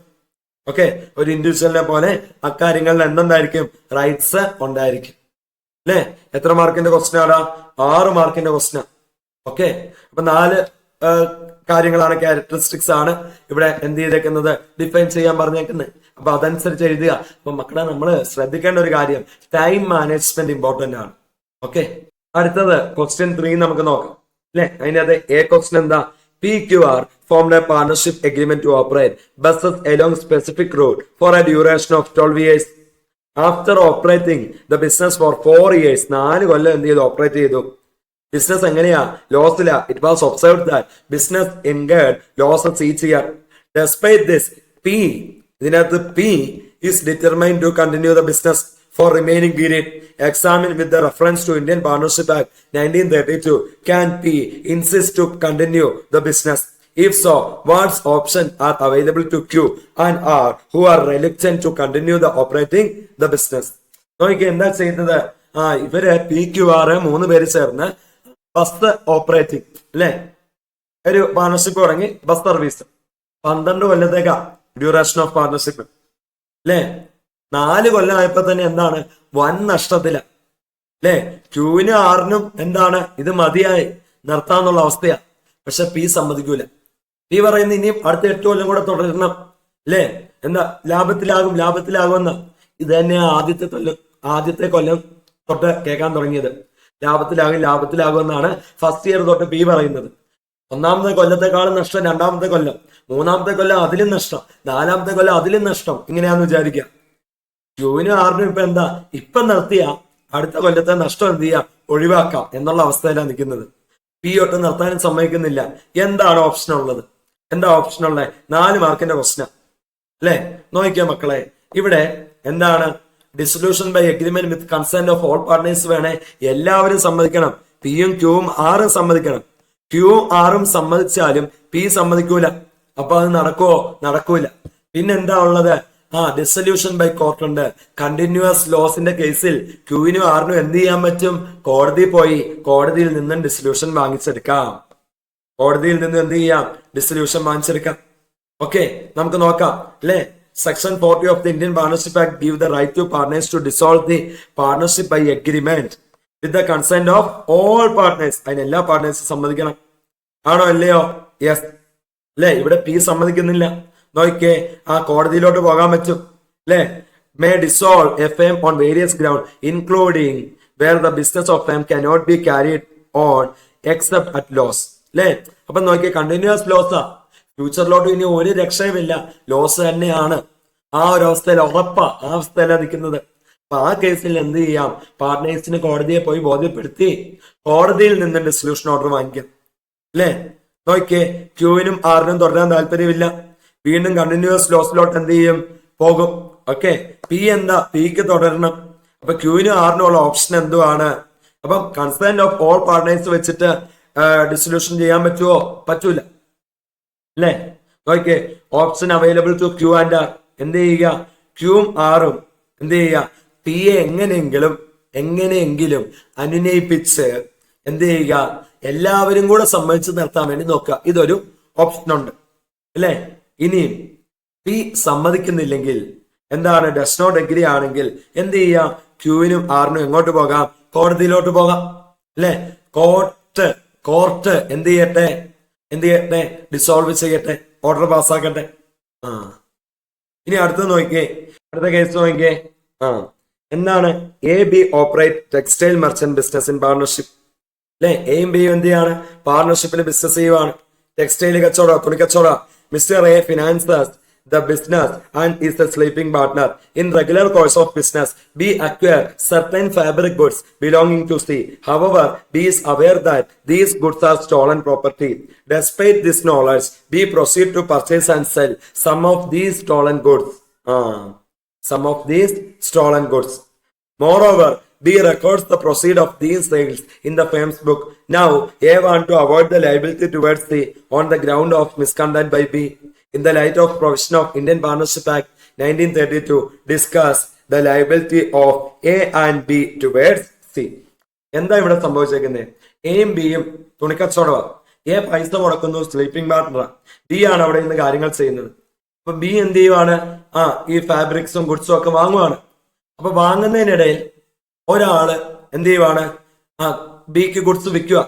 പക്ഷെ ആ ഡീലിങ്ങിനിടെ ബിക്ക് മനസ്സിലായി, ശരിക്കും ഈ വിൽക്കുന്ന ആളില്ലേ, അയാളുടെ അല്ല ഗുഡ്സ്, ഇത് ആരുടെയാ? സിയുടെ goods, belonging to C. Okay, അപ്പൊ ഇത് കട്ടെടുത്ത പ്രോപ്പർട്ടി ആണെന്ന് ബിക്ക് അറിയാം. അവിടെ നിന്ന് ആക്ട് ചെയ്യുന്ന പാർട്ട്ണറായ ബി അറിഞ്ഞേക്കുക അല്ലെ? എന്നിട്ടും ബി വാങ്ങിക്കുക, ബി വാങ്ങിച്ചു അല്ലെ? കട്ടെടുത്താൽ എന്ത്, അല്ലാത്തതാണെങ്കിൽ എന്ത്? ഇവൻ നമുക്ക് വെക്കുന്നു, ഞാൻ വാങ്ങിക്കുന്നു എന്നുള്ള രീതി ആര് വാങ്ങിച്ചു? ബി വാങ്ങിച്ചു. എന്നിട്ട് എന്ത് ചെയ്തു? നോക്കിയേ, moreover B record proceeds from these sale in the firm's book. അല്ലെ? നോക്കിയേ, B proceed to purchase and sell some of the stolen goods. എന്താ സംഭവിച്ചേ? അപ്പം ശരിക്കും സിയുടെ ഗുഡ്സാ. അത് ഏതോ ഒരുത്തൻ കട്ടെടുത്ത അവന്റെ കയ്യിൽ നിന്ന് ആര് വാങ്ങുക? ബി വാങ്ങുക. എന്നിട്ട് അത് എന്ത് ചെയ്തു? വാങ്ങി എന്ത് ചെയ്തു? വിൽക്കുകയും ചെയ്തു. അല്ലെ? ഇപ്പൊ തുണി പർച്ചേസ് ചെയ്യുന്നു, അത് സെല് ചെയ്യാന്. ഓക്കെ, വിറ്റു. ഓക്കെ, നോക്കിക്കേ, എന്നിട്ട് അതെന്ത് ചെയ്തു? സെയില് കാര്യങ്ങളൊക്കെ എന്ത് ചെയ്തു? ഫേമിന്റെ ബുക്കിൽ എഴുതി വെച്ചേക്കുക. അപ്പൊ എന്താണ്? ഫേമിന് വേണ്ടിയാ വിറ്റേക്കുന്നത്. ഓക്കെ അല്ലേ? നോക്കിക്കേ, അപ്പം സി നാളെ പ്രശ്നമായിട്ട് വന്നു. അപ്പൊ എ പറയുക, അയ്യോ ഞാനിങ്ങും അറിഞ്ഞിട്ടില്ല അല്ലെ, ഇത് ബി മിസ്കണ്ടന്റ് കാണിച്ച, എനിക്കറിയില്ല, ബി ഉത്തരവാദിയാക്കിക്കോ. നോക്കിക്കേ, അപ്പം ഈ കേസിൽ എയുടെയും ബിയുടെയും ലയബിലിറ്റി, സിയോടുള്ള ലയബിലിറ്റി എന്താണ് എന്നാ ചോദിച്ചേക്കുന്നത്. മക്കളെ നോക്കിയേ, ഹബിച്വലി അവിടെ നിന്ന് ആക്ട് ചെയ്യുന്ന ഒരു പാർട്ട്ണർ ഒരു കാര്യം അറിഞ്ഞു കഴിഞ്ഞാൽ അത് ഫേം അറിഞ്ഞതിന് തുല്യമായിട്ട് കൺസിഡർ ചെയ്യും, except in case of fraud. അല്ലെ? ഇവിടെ ബി കള്ളനുമായിട്ട് ചേർന്ന് അല്ലെ 50-50 ഷെയർ വാങ്ങി ഫ്രോഡ് കാണിച്ചോ? ഇല്ല. അപ്പം ഇത് കട്ടെടുത്ത ഗുഡ്സ് ആണ് എന്ന് ബി അറിഞ്ഞുകൊണ്ട് വാങ്ങിച്ചു കഴിഞ്ഞാൽ, ഹബിച്വലി ആക്ട് ചെയ്യുന്ന ബി അറിഞ്ഞാൽ അത് ഫേം അറിഞ്ഞതിന് തുല്യമായിട്ട് കൺസിഡർ ചെയ്യാം. ഫേം ലയബിളാ. എയും ബിയും സിയോട് എന്തായിരിക്കും? ലയബിൾ ആയിരിക്കും. അല്ലേ? എയും ബിയും എന്തായിരിക്കും? സിയോടെ ലയബിൾ ആയിരിക്കും. നോക്കിയേ, ഇവിടെ എന്താ കൊടുത്തേക്കുന്നത്? Suggested answer according to section 25, every partner is jointly and severally liable. അല്ലെ? For all the act of the firm done by his partner.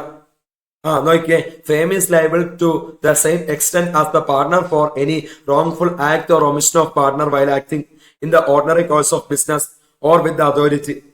Okay, ഇനി നോക്കിയേ, section 27 provides that fame is liable if a partner acts within his apparent authority, receive money, property from a third party, misapplies it, or if the fame in the course of its business receive money or property and misapply while it is in custody of the fame.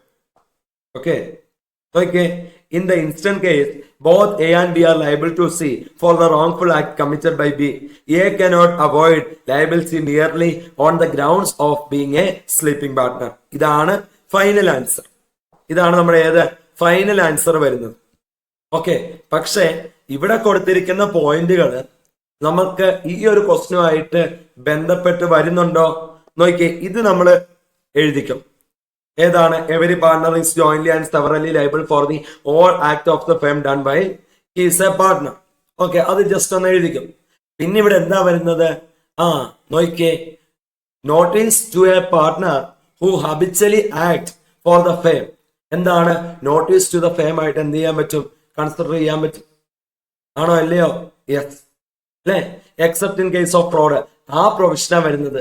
അപ്പൊ അതിന്റെ കാര്യങ്ങളാണ് നമ്മൾ എന്ത് ചെയ്യുക? ഇവിടെ എഴുതി വെക്കുക. Okay, ഇനി അടുത്ത ക്വസ്റ്റ്യനിലോട്ട് പോകാം. അല്ലെ? അപ്പൊ ഇവിടെ നോക്കിയേ, ഇവിടെ ഈ മിസ്അപ്ലൈ ചെയ്യുന്ന കാര്യങ്ങളോ ഒന്നും എന്ത് ചെയ്തിട്ടില്ല, വന്നിട്ടുണ്ടോ? റിസീവ് മണി, മിസ്അപ്ലിക്കേഷൻ ഒക്കെ എന്താണ്? അത് നമുക്ക് ഇവിടെ ആപ്റ്റ് ആയിട്ട് എനിക്ക് തോന്നുന്നില്ല. ഇവിടെ വരുന്ന ഏതാണ്? ഹബിച്വലി ആക്ട് ചെയ്യുന്ന പാർട്ട്ണർ, അയാള് ഒരു കാര്യം അറിഞ്ഞാൽ ഫേം അറിഞ്ഞതിന് തുല്യമായിട്ട് കൺസിഡർ ചെയ്യും. ആ പ്രൊവിഷൻ എഴുതുക. ഓക്കെ, ഇനി അടുത്ത ക്വസ്റ്റ്യൻ നോക്കിയേ, ബി. അല്ലേ? അതിൻ്റെ അത് എന്താ കൊടുത്തേക്കുന്നത്? XYZ is a company incorporated under companies act. Paid up share capital എത്രയാ? 20% government of India. LIC 8%, government of Tamil Nadu 10%, government of Rajasthan 10%, ABC limited owned by government company 15%. അല്ലേ? നോക്കിക്കേ, XYZ ഒരു ഗവൺമെന്റ് കമ്പനി ആണോ അല്ലയോ എന്നാ ചോദിച്ചേക്കുന്നത്. ഓക്കെ, ഒരു ഗവൺമെന്റ് കമ്പനി ആകണമെങ്കിൽ, ഒരു കമ്പനി ഗവൺമെന്റ് കമ്പനി ആകണമെങ്കിൽ എന്താ അവിടെ വരുന്നത്? എന്തൊക്കെ കാര്യങ്ങളാ വരുന്നത്? രണ്ട് രീതിയിലാണ്. അല്ലേ? ഓക്കെ, രണ്ട് രീതിയിലാണ്. ഒന്നാമത്തെ കേസ് എന്താണ്? 51% ആരുടെ കയ്യിലായിരിക്കണം? ഗവൺമെന്റിന്റെ കയ്യിലായിരിക്കണം. അല്ലെങ്കിൽ എന്തായിരിക്കണം? Subsidiary of a government company. Government കമ്പനിയുടെ എന്തായിരിക്കണം? സബ് ആയിരിക്കണം. ആണോ അല്ലയോ? യെസ്. അപ്പൊ 51% ആരുടെ കയ്യിലായിരിക്കണം? ഗവൺമെന്റ് ആയിരിക്കണം. ഓക്കെ, നോക്കിയേ, ഇവിടെ നോക്കിയ ഗവൺമെന്റ് കയ്യിൽ എത്രയാ? Government of India 20, അതെടുക്കാം. ഗവൺമെന്റ്, അപ്പൊ ആദ്യത്തെ ലെഗാ നോക്കുന്നത്. ഗവൺമെന്റ് ഓഫ് തമിഴ്നാടു എത്രയാ? 10, ഇപ്പൊ 30. ഗവൺമെന്റ് ഓഫ് രാജസ്ഥാൻ എത്രയാ? 10, 40. LIC സാറേ ഇതൊരു പബ്ലിക് ഇൻസ്റ്റിറ്റ്യൂഷൻ അല്ലേ? എടാ LIC ഗവൺമെന്റ് ആണോ? LIC ഗവൺമെന്റ് ആണോ? അല്ല. അപ്പൊ അത് കൂട്ടാൻ പറ്റുമോ? ഫസ്റ്റ് ലെഗിൽ കൂട്ടാൻ പറ്റുമോ? പറ്റത്തില്ല. ഫസ്റ്റ് ലെഗിൽ ഇവിടെ എന്താ ഞാൻ കൊടുത്തേക്കുന്നത്? 51% ഗവൺമെന്റ് കയ്യിലായിരിക്കണം അല്ലെ? LIC എവിടെയാണ് ഗവൺമെന്റ് ആകുക? അല്ലെ? ഗവൺമെന്റ് ആണോ? അല്ല. അപ്പൊ അത് കൂട്ടാൻ പറ്റില്ല. ഇനിയും ABC limited owned by government company. ABC limited എന്താണ്? ഓൺഡ് ബൈ ഗവൺമെന്റ് കമ്പനിയാണ്. അതായത് എന്താണ്? സബ്സിഡറി ഓഫ് ഗവൺമെന്റ് കമ്പനിയാണ് ABC അല്ലെ? ആ ABC നോക്കിയേ, സംഭവം പറയാം. ഏതോ ഒരു ഗവൺമെന്റ് കമ്പനി ഉണ്ട്. ഗവൺമെന്റ് കമ്പനി അത് ആണ് ഏതിനെ ഓൺ ചെയ്യുന്നത്? ABCയെ ഓൺ ചെയ്യുന്നത്. അപ്പൊ ABC എന്താണ്? സബാണ് അല്ലെ? ഗവൺമെന്റ് കമ്പനിയുടെ സബാണ് ABC. ഏത്? ഗവൺമെന്റ് കമ്പനിയുടെ സബാണ് ABC. അപ്പൊ ABCയെ എന്ത് ചെയ്യാം? ഗവൺമെന്റ് കമ്പനിയായിട്ട് കൺസിഡർ ചെയ്യാം. ഓക്കെ, ഈ ABC XYZ ഓക്കെ, നമുക്കൊരു കാര്യം ചെയ്യാം. ഗവൺമെന്റ് കമ്പനിയുടെ സബാണ് ABC എന്ന് പറഞ്ഞു. 100% ഗവൺമെന്റ് കമ്പനിയാണ് ABC ഹോൾഡ് ചെയ്യുന്നതെന്ന് വിചാരിച്ചു, പ്രശ്നമില്ല. ഇനി അടുത്ത കേസ് നോക്കിയേ. ABC XYZ എത്ര ശതമാനം ഹോൾഡ് ചെയ്യുന്നുള്ളൂ? 15% ഹോൾഡ് ചെയ്യുന്നുള്ളൂ. ഓക്കെ, 15% ഹോൾഡ് ചെയ്യുന്നുള്ളൂ. ശരി, നമ്മളിപ്പോ ഏത് ലെഗാ നോക്കിക്കൊണ്ടിരിക്കുന്നത്? ഫസ്റ്റ് ലെഗാ. അവിടെ എങ്ങനെയാ വരുന്നത്? 51% ഗവൺമെന്റ് കയ്യിലായിരിക്കണം. ഗവൺമെന്റ് എന്ന് പറഞ്ഞാൽ ഗവൺമെന്റ്, അല്ലാതെ ഗവൺമെന്റ് എന്ന് പറയുമ്പം അയ്യോ സാറേ LIC എടുക്കാം, ഗവൺമെന്റ് കമ്പനി എടുക്കാം, ആ പരിപാടി ഒന്നും ഇവിടെ ഇല്ല. അത് വേണ്ട. നോക്കിയേ, അപ്പൊ ABC ലിമിറ്റഡ് ഗവൺമെന്റ് ആണോ? അല്ല. അപ്പൊ എത്ര വരുള്ളൂ? 40% ഗവൺമെന്റ് കയ്യിലുള്ളൂ. എത്ര വരുന്നുള്ളൂ? 40%. അപ്പം ഫസ്റ്റ് ലെഗ് നോക്കുമ്പം എന്താണ്? XYZ എന്തല്ല? ഗവൺമെന്റ് കമ്പനി അല്ല. ഇനി അടുത്തൊരു ലെഗ് ഉണ്ട്. എന്താ? Subsidiary of a government company അല്ലെ? യെസ്. നോക്കിയേ, ഇവിടെ എടുത്തു. ഏതാണ്? എന്താണ് ഇവിടെ? നോക്കിയേ, ഇവിടെ ABC limited owned by government company. Owned by ആരാണ്? Government company. അപ്പം ABC ലിമിറ്റഡ് ഒരു ഗവൺമെന്റ് കമ്പനിയുടെ സബ്സിഡറി ആണെന്ന് കൺസിഡർ ചെയ്യാം. അപ്പം subsidiary of a government company എന്താ? ഗവൺമെന്റ് കമ്പനി ആയിട്ട് എടുക്കാം. അപ്പൊ ABC ലിമിറ്റഡ് എന്താണ്? ഗവൺമെന്റ് കമ്പനിയാണ്. നോക്കിയേ, നമ്മൾ ഏതിന്റെ കേസാണ് നോക്കുന്നത്? XYZ കേസാ അല്ലേ? ഓക്കെ, ഗവൺമെന്റ് കമ്പനിയായ ABCയെ ഗവൺമെന്റ് കമ്പനി ആയിട്ട് എടുക്കാം. സബ്സിഡറി ഓഫ് എ ഗവൺമെന്റ് കമ്പനിയാ ABC. ആ ABCയുടെ സബാണോ XYZ? അല്ല. ABCക്ക് എത്രയേ ഉള്ളൂ? 15% ഹോൾഡിംഗേ ഉള്ളൂ. എത്രയേ ഉള്ളൂ? 15% ഹോൾഡിംഗ് XYZ-ലുള്ളൂ. അപ്പൊ ABC അല്ലെ? ഗവൺമെന്റ് കമ്പനിയായ ABC അതിന്റെ സബാണോ XYZ? അല്ല. നോക്കിയേ, അപ്പൊ എന്താണ്? സബ്സിഡറി ഓഫ് എ ഗവൺമെന്റ് കമ്പനിയിൽ വരുവോ? വരൂല. അപ്പൊ XYZ എന്നല്ല, ഗവൺമെന്റ് കമ്പനി ആണോ? ഗവൺമെന്റ് കമ്പനി അല്ല അല്ലെ? ഗവൺമെന്റ് കമ്പനി അല്ല. നോക്കിയേ, അപ്പൊ ഇവിടെ എന്താ? നോക്കിയേ, എത്ര മാർക്കിന്റെ ക്വസ്റ്റ്യൻ ആടാ? 4 മാർക്കിന്റെ ക്വസ്റ്റ്യൻ അല്ലെ? അപ്പൊ ഗവൺമെന്റ് കമ്പനി എന്താന്നുള്ള ഡിഫൈൻ ചെയ്തേക്കുക. എന്റെ ഇവിടെ കൊടുത്തേക്കുക. ഗവൺമെന്റിന്റെ ഹോൾഡിംഗ് എത്രയാ? 40% അല്ലെ? Government of India 20, government of Tamil Nadu 10, government of Rajasthan 10 അല്ലെ? Holding of LIC 8%, ABC 15%. ഇതിനെ എന്ത് ചെയ്യാൻ പറ്റില്ല? ഈ ഗവൺമെന്റിന്റെ കാൽക്കുലേഷനിലോട്ട് എടുക്കാൻ പറ്റില്ല. ഓക്കെ, നോക്കിയേ, ഗവൺമെന്റിന്റെ കാൽക്കുലേഷനിലോട്ട് എടുക്കാൻ പറ്റുമോ? പറ്റൂല. ഓക്കെ അല്ലേ? യെസ്. അപ്പൊ 40 ഉള്ളൂ. അപ്പം എന്താണ് ഗവൺമെന്റ് കമ്പനി ആയിട്ട് വരുവോ? വരത്തില്ല. XYZ എന്താണ്? ഗവൺമെന്റ് അല്ലാത്ത കമ്പനിയാണ്, നോൺ ഗവൺമെന്റ് കമ്പനിയാണ് അല്ലെ? ഓക്കെ, നോൺ ഗവൺമെന്റ് കമ്പനിയാണ് ഏത്? XYZ ഗവൺമെന്റ് കമ്പനി അല്ല. ഇനി അടുത്ത കേസ് നോക്കിയേ. M&N 70 and 30% ഷെയർ ഒരു കമ്പനി ഹോൾഡ് ചെയ്യുന്നുണ്ട്. രണ്ടുപേരും മരിച്ചുപോയി ആക്സിഡന്റില് അല്ലെ? കമ്പനി അഫക്ട് ചെയ്യുമോ? ഡയറക്റ്റ് ക്വസ്റ്റ്യൻ അല്ലെ? കമ്പനിക്ക് പെർപെക്ച്വൽ സക്സഷന്. മെമ്പേഴ്സ് മരിച്ചു പോയെന്ന് പറഞ്ഞ് അത് കമ്പനി അഫക്ട് ചെയ്യുവോ? ചെയ്യത്തില്ല. കമ്പനി അഫക്ട് ചെയ്യുവോ? ചെയ്യത്തില്ല. ഫ്യൂച്ചേഴ്സ് എന്താ? പെർപെക്ച്വൽ സക്സഷൻ ആണ്. മെമ്പേഴ്സ് ചിലപ്പോൾ മരിക്കും, ചേഞ്ച് ചെയ്യും, കമ്പനി എന്ത് ചെയ്യും? കണ്ടിന്യൂ ചെയ്യും. അല്ലെ? Does not affect the existence of company. Artificial person ആ ക്രിയേറ്റഡ് ബൈ ലോ ആണ്. അല്ലെ? പിന്നെ എങ്ങനെയാണ് ഈ കമ്പനിയെ ക്ലോസ് ചെയ്യാൻ പറ്റുന്നത്? ബൈ ലോ ആണ് ക്ലോസ് ചെയ്യാൻ പറ്റുന്നത്. അല്ലെ? ഇവര് മരിച്ചുപോയി എന്ന് പറഞ്ഞ് കമ്പനിയുടെ എക്സിസ്റ്റൻസിനെ അഫക്ട് ചെയ്യുവോ? Existence of company is not affected since the shares of M and N will be legally transmitted to their legal heirs. എമ്മും എന്നും മരിച്ചുപോയി, അവരുടെ ലീഗൽ ഹെയർസിന് എന്നെ എന്ത് കിട്ടും? ഷെയർ കിട്ടും. ഓക്കെ, 3 മാർക്കിന്റെ ക്വസ്റ്റൻ ആണ്. ഇനി അടുത്ത് നോക്കിയേ. Explain in brief with reference to the provision of Indian contract act 1872 what are the rights enjoyed by surety. ഷുവർട്ടിയുടെ റൈറ്റ്സ് അല്ലെ? അത്യാവശ്യം നല്ല രീതിയിൽ എഴുതാനുണ്ട്.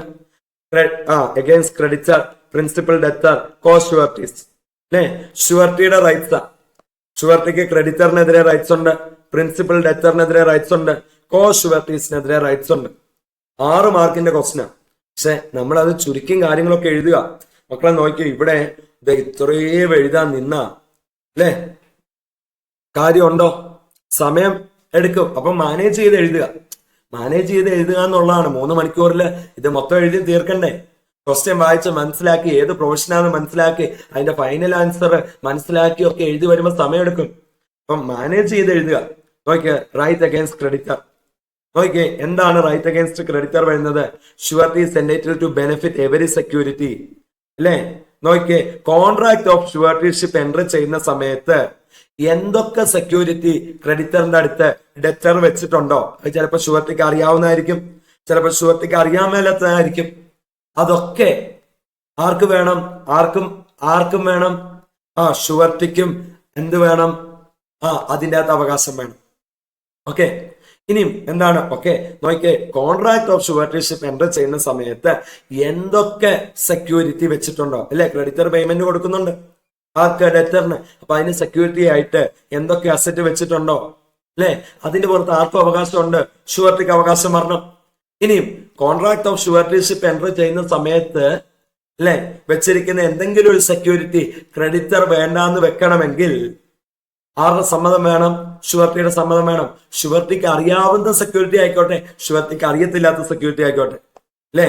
നോക്കിയേ, ഷുവർട്ടിയുടെ സമ്മതം വാങ്ങാതെ ക്രെഡിറ്റർ സെക്യൂരിറ്റി വേണ്ടാന്ന് വെച്ച് കഴിഞ്ഞാൽ, ഏത് കോൺട്രാക്ട് ഓഫ് ഷുവർട്ടിഷിപ്പ് എൻട്രി ചെയ്യുന്ന സമയത്തുള്ള സെക്യൂരിറ്റി അത് വേണ്ടാന്ന് വെച്ച് കഴിഞ്ഞാൽ, എത്ര രൂപയുടെ സെക്യൂരിറ്റി ആണോ വേണ്ടാന്ന് വെച്ചത്, അത്രയും രൂപയുടെ ലൈബിലിറ്റിയിൽ നിന്നും ആര് ഡിസ്ചാർജ്ഡ് ആകും? ഷുവർട്ടി ഡിസ്ചാർജ്ഡ് ആകും. Surety is discharged to the extent of value of security. പിന്നെ റൈറ്റ് ടു സെറ്റ് ഓഫ് എന്ത് ചെയ്യാൻ പറ്റും?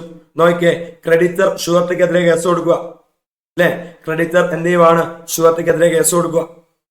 ആര്? ഡെറ്റർ പൈസ കൊടുത്തില്ല. അപ്പം എന്താണ് ഈ ഡെറ്ററിന്? ഓക്കെ, ഡെറ്ററിന് നമ്മളെ ക്രെഡിറ്റർ ഇങ്ങോട്ട് പൈസ കൊടുക്കാനുണ്ട്. ഇപ്പൊ ഒരു എക്സാമ്പിൾ എടുത്തു കഴിഞ്ഞാൽ അല്ലെ,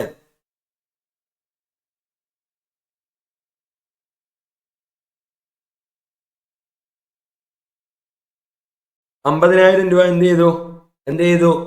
ക്രെഡിറ്റർ എന്ത് ചെയ്തു? ഡെറ്ററിന് കൊടുത്തതാ. യെസ്, ഡെറ്ററിന് കൊടുത്തതാ. അതിന് എന്ത് ചെയ്യണം? തിരിച്ചു കൊടുക്കണം. അല്ലേ? യെസ്.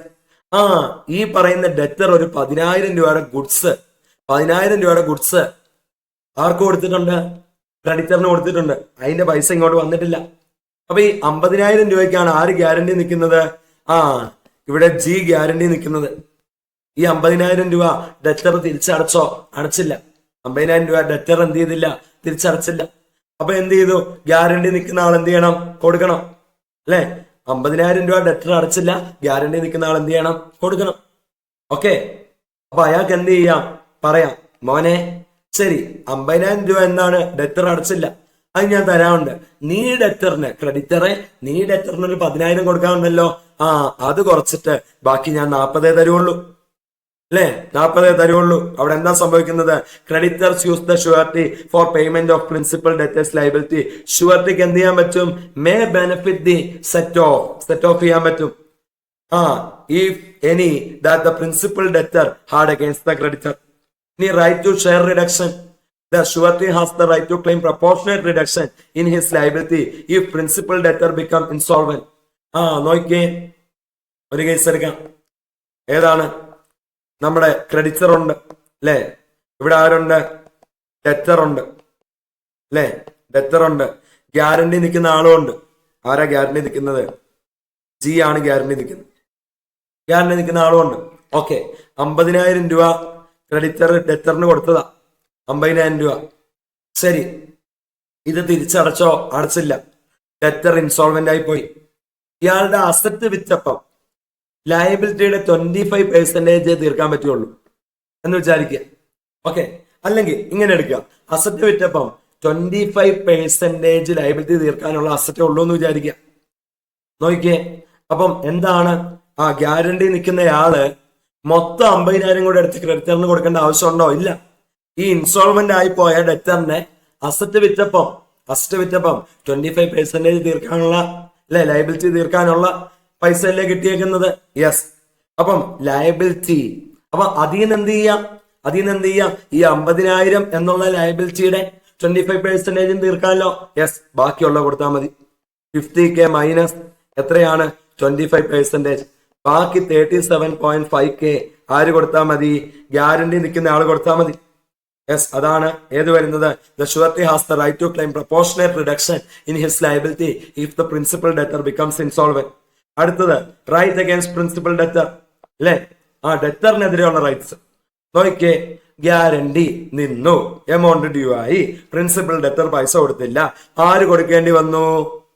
ഗ്യാരണ്ടി നിന്നയാൾ കൊടുക്കേണ്ടി വന്നു അല്ലെ, ഗ്യാരണ്ടി നിന്നയാൾ കൊടുക്കേണ്ടി വന്നു. ഇനി ക്രെഡിറ്ററിനുണ്ടായിരുന്ന പ്രിൻസിപ്പൽ ഡെറ്ററിനെതിരെ ക്രെഡിറ്ററിനുണ്ടായിരുന്ന എല്ലാ റൈറ്റ്സും ആർക്ക് കിട്ടും? ഗ്യാരണ്ടി നിന്നയാൾക്ക് കിട്ടും.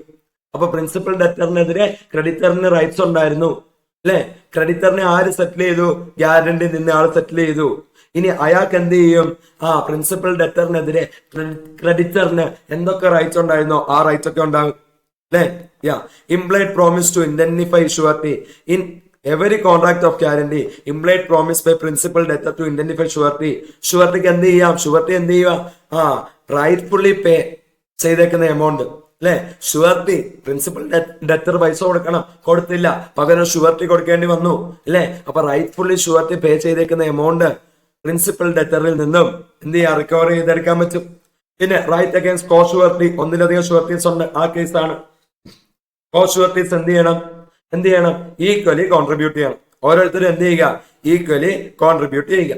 ഇനി നോക്കി, കോ ഷുവർട്ടീസ് ഓരോരുത്തരും ഓരോ എമൗണ്ടാ പറഞ്ഞേക്കുന്നതെന്ന് വിചാരിക്കുക അല്ലെ. ഇപ്പൊ ഫോർ എക്സാമ്പിൾ 3 പേരാ ജാമ്യം നിൽക്കുന്നത്, ABC.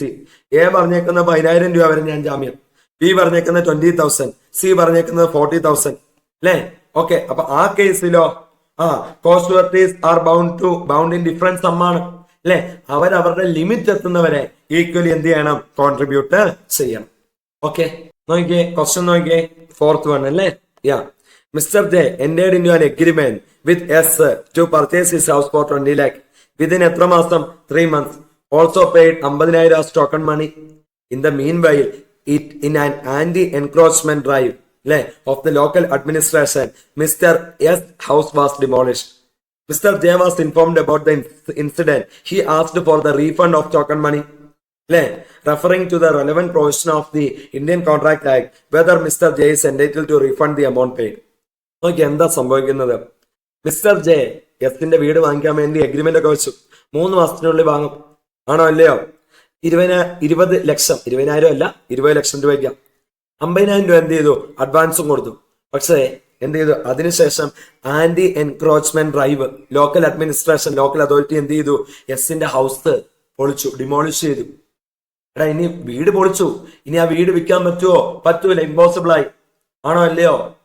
ജെ കൊടുത്ത 50,000 ജെ വന്ന് തിരിച്ചു ചോദിക്കുക, ജെക്ക് കിട്ടാനുള്ള അവകാശം ഉണ്ടോ? ഉണ്ട്. യെസ്. നോക്കിയേ, a contract to do an act which after the contract is made becomes impossible or by any reason of some event which the promisor could not prevent, unlawful, becomes void, then the act becomes impossible or unlawful. അല്ലെ, അപ്പൊ ഇവിടെ വിൽക്കാന്നുള്ള എന്താണ്? Impossible ആയി അല്ലെ. when an agreement is discovered to be void or when a contract become void, any person who has received any advantage under such agreement or contract is bound to restore it. ഈ point നോക്കി വെക്കുക അല്ലെ. ഇവിടെ എന്താണ്? Impossible ആയി വിൽക്കുക എന്നുള്ളത്.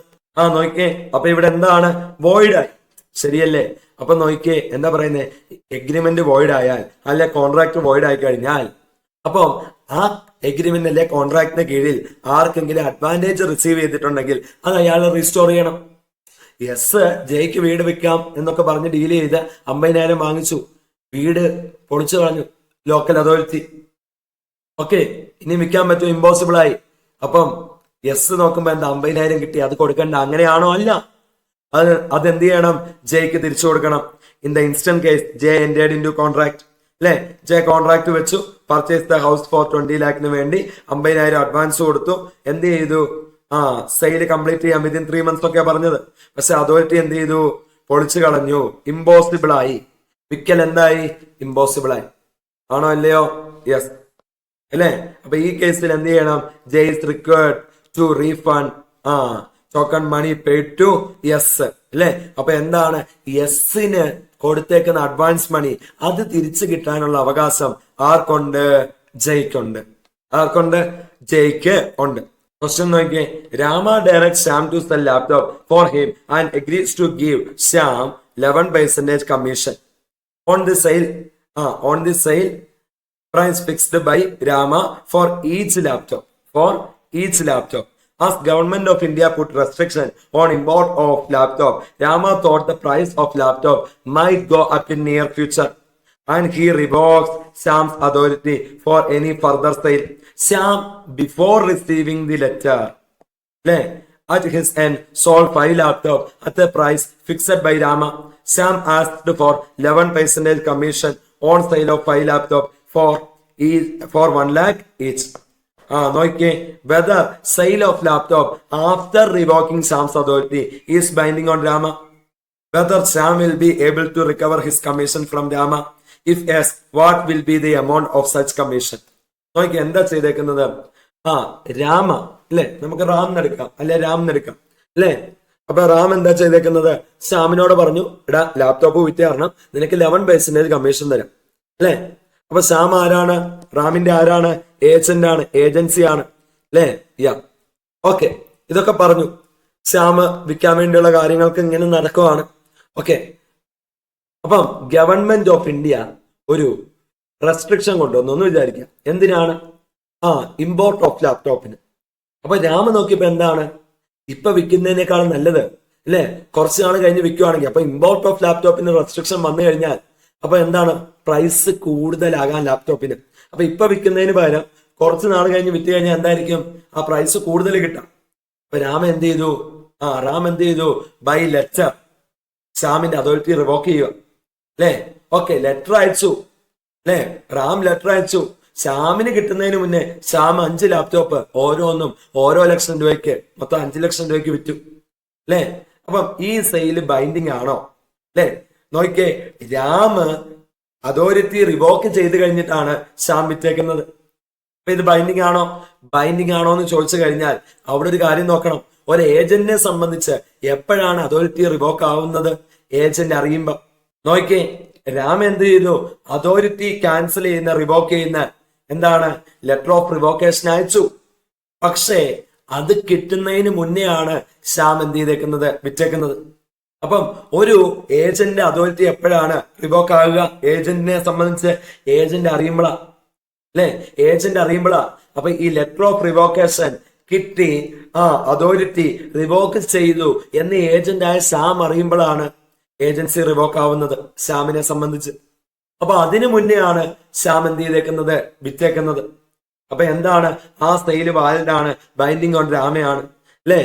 Okay, എത്ര രൂപയാണ് കമ്മീഷൻ കിട്ടാൻ അവകാശം? 1 ലക്ഷം രൂപയ്ക്ക് 5 ലാപ്ടോപ്പ് വിറ്റു, മൊത്തം 5 lakh ഇൻറ്റു 11%. എത്രയാ? 55,000 rupees കമ്മീഷൻ കിട്ടാനുള്ള അവകാശം ആർക്കുണ്ട്? ശ്യാമിനുണ്ട്. Okay, okay. When termination of, അപ്പൊ അതിന്റെ പ്രൊവിഷനും കാര്യങ്ങളും എഴുതണം. നോക്കിയേ, എന്താണ് ടെർമിനേഷൻ ഓഫ് ഏജൻസി? എപ്പോഴാണ് ടേക്ക് എഫക്ട് ആകുക? Termination of authority of agent does not so far as regard agent take effect before it becomes known to him, അല്ലെ? അപ്പം ടെർമിനേഷൻ ഓഫ് ഏജൻസി എഫക്റ്റീവ് ആവുന്നത് ഏജന്റിനെ സംബന്ധിച്ച് എപ്പോഴാണ് എഫക്റ്റീവ് ആവുന്നത്? അയാൾ അത് അറിയുമ്പം. ഒരു തേർഡ് പാർട്ടിയെ സംബന്ധിച്ച് എപ്പോഴാണ് അത് ടെർമിനേഷൻ ഓഫ് ഏജൻസി എഫക്റ്റീവ് ആവുന്നത്? അയാൾ അറിയുമ്പോഴാണ്. അല്ലെ? അപ്പൊ ഈ കേസിൽ നോക്കി ഞാൻ ഓൾറെഡി എന്ത് ചെയ്തു, 55,000 കാൽക്കുലേറ്റ് ചെയ്ത് കണ്ടുപിടിച്ചു തന്നു. ഈ കേസിൽ നോക്കിയേ, revocation of Shyam's authority effective ആകുന്നത് ശ്യാം ഇത് അറിയുമ്പോഴല്ലേ, communicated to and received by Shyam അല്ലെ? നോക്കിയേ, Shyam had not received revocation letter at the time of selling അല്ലെ?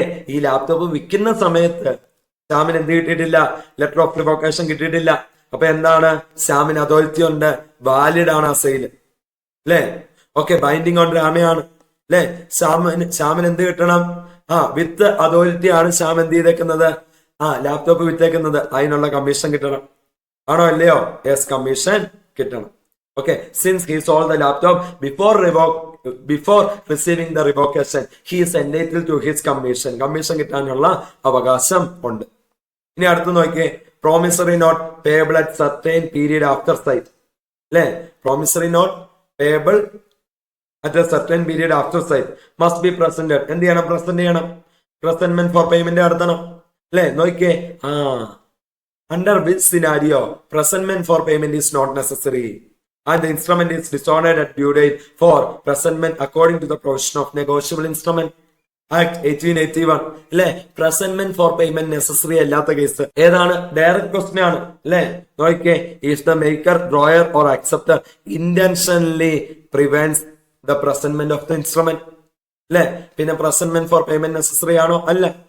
നോക്കിയേ, if the instrument is being payable at his place of business, he closes such place on the business day during the usual business hour. ഇനി നോക്കിയേ, instrument is payable at some other specified place ആണ് അല്ലെ? പൈസ കൊടുക്കാനുള്ള ആളോ അയാളുടെ authorise പേഴ്സണോ എന്ത് ചെയ്തിട്ടില്ല? അവിടെ വന്നിട്ടില്ല അല്ലെ? പ്രസന്റ് ചെയ്യേണ്ട സ്ഥലത്ത് പേയ്മെന്റ് പ്ലേസ് ഓഫ് പേയ്മെന്റ് ഒരു സ്ഥലം പറഞ്ഞേക്കുക, അവിടെ പ്രസന്റ് ചെയ്യാൻ വേണ്ടി പൈസ കിട്ടാനുള്ള ആൾ വന്നു. പൈസ കൊടുക്കാനുള്ള ആളോ അല്ലെങ്കിൽ അയാളുടെ ഏജന്റോ എന്ത് ചെയ്തിട്ടില്ല? അയാളുടെ ഓതറൈസ് പേഴ്സണോ വന്നിട്ടില്ല.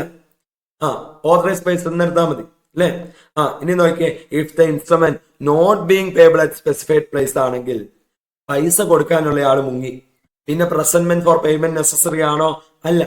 നോക്കിയേ, as against any party sought to be charged therewith if he has engaged to pay notwithstanding non-presentment. ഇനി നോക്കിയേ, ആസ് അഗെയിൻസ്റ്റ് എ പാർട്ടി. നോക്കിയേ, അപ്പൊ എന്താ പറയുന്നത്? എന്താ പറയുന്നേ?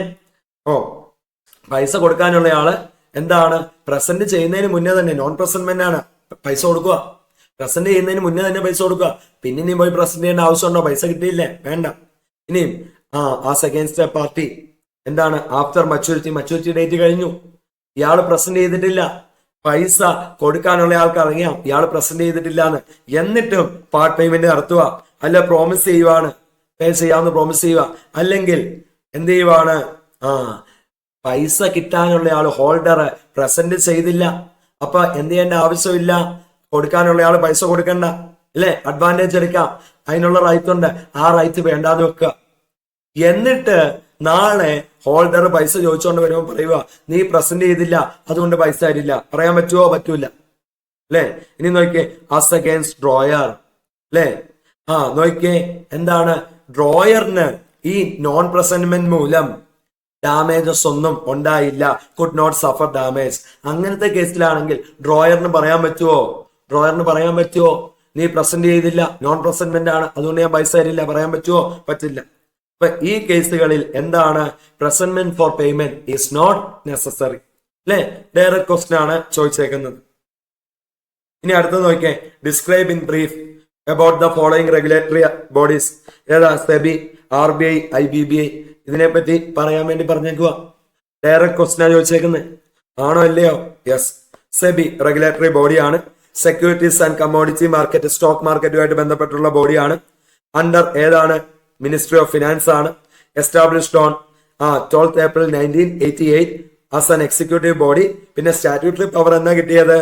30th January 1992 through SEBI act 1992. RBI എന്താ? RBI നോക്കിയത് എത്ര മാർക്കിന്റെ ക്വസ്റ്റ്യൻ ആടാ? നോക്കിയേ, പ്രസന്റ്മെന്റ് ഫോർ പേയ്മെന്റ് എത്ര മാർക്കിന്റെയാ? നോട്ട് നെസസറി അല്ലെ? Presentment for payment not necessary 7 മാർക്കിന്റെയാ. ഇത് 6 മാർക്കിന്റെയാ. അപ്പൊ 3 പോയിന്റാ ചോദിച്ചേക്കുന്നത്. 3 പോയിന്റ് എന്ന് വെച്ചാൽ 3 അതോറിറ്റിയെ പറ്റി അല്ലെ? അപ്പൊ 2, 2, 2 അങ്ങനെ ഡിവൈഡ് ചെയ്യാം. അല്ലെ? ഒരുപാട് വലിച്ചുവാരി എഴുതി സമയം കളയാൻ നിൽക്കേണ്ട കാര്യമുണ്ടോ? വേണ്ട പോയിന്റുകൾ എഴുതി എന്ത് ചെയ്യുക? ക്ലോസ് ചെയ്യാൻ നോക്കുക. അല്ലെ? RBI സെൻട്രൽ ബാങ്ക് ആണ്, regulatory body of Indian banking system ആണ്, അണ്ടർ മിനിസ്ട്രി ഓഫ് ഫിനാൻസ് ആണ്. പിന്നെന്താണ്? ഇന്ത്യൻ റുപ്പി കറൻസി കാര്യങ്ങളൊക്കെ അടിക്കുന്ന RBI ആണ്. പിന്നെ എന്താണ്? എക്കണോമിക് ഡെവലപ്മെന്റ് പ്രൊമോട്ട് ചെയ്യുക. അതൊക്കെ എന്താണ് കാര്യങ്ങൾ നോക്കേണ്ടത് ആരാണ്? RBI ആണ്. Manage countries main payment system, ഇതാരാ പേയ്മെന്റ് സിസ്റ്റം മാനേജ് ചെയ്യുന്നത്? RBI ആണ്. അല്ലെ? RBIക്ക് നോട്ട് അടിക്കുന്ന സ്ഥലങ്ങളുണ്ട്. പിന്നെ എന്താണ്? RBIക്ക് എന്തുണ്ട്? National payment corporation of India ഉണ്ട്. അല്ലെ? സ്പെഷ്യലൈസ്ഡ് ഡിവിഷൻ ആണ്. ഇവരാണ് എന്ത് ചെയ്യുന്നത്? Payment and settlement system in India എന്ത് ചെയ്യുന്നത്? റെഗുലേറ്റ് ചെയ്യുന്നത്. പിന്നെ വേറെന്തുണ്ട്?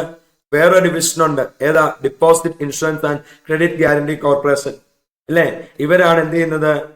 Providing insurance of deposit and guaranteeing of credit facility to all Indian banks. പിന്നെ എന്താണ്? IBBI. അല്ലെ? ഇൻസോൾവൻസിയുമായിട്ട് ബന്ധപ്പെട്ട് വരുന്ന ഇൻസോൾവൻസി പ്രൊസീഡിങ്സ് ഓവർസീ ചെയ്യുക. അല്ലെ? Regulator for overseeing insolvency proceedings and entities like insolvency professional agencies, IP, information utility in India. അല്ലെ? Okay. അപ്പൊ എന്താണ്?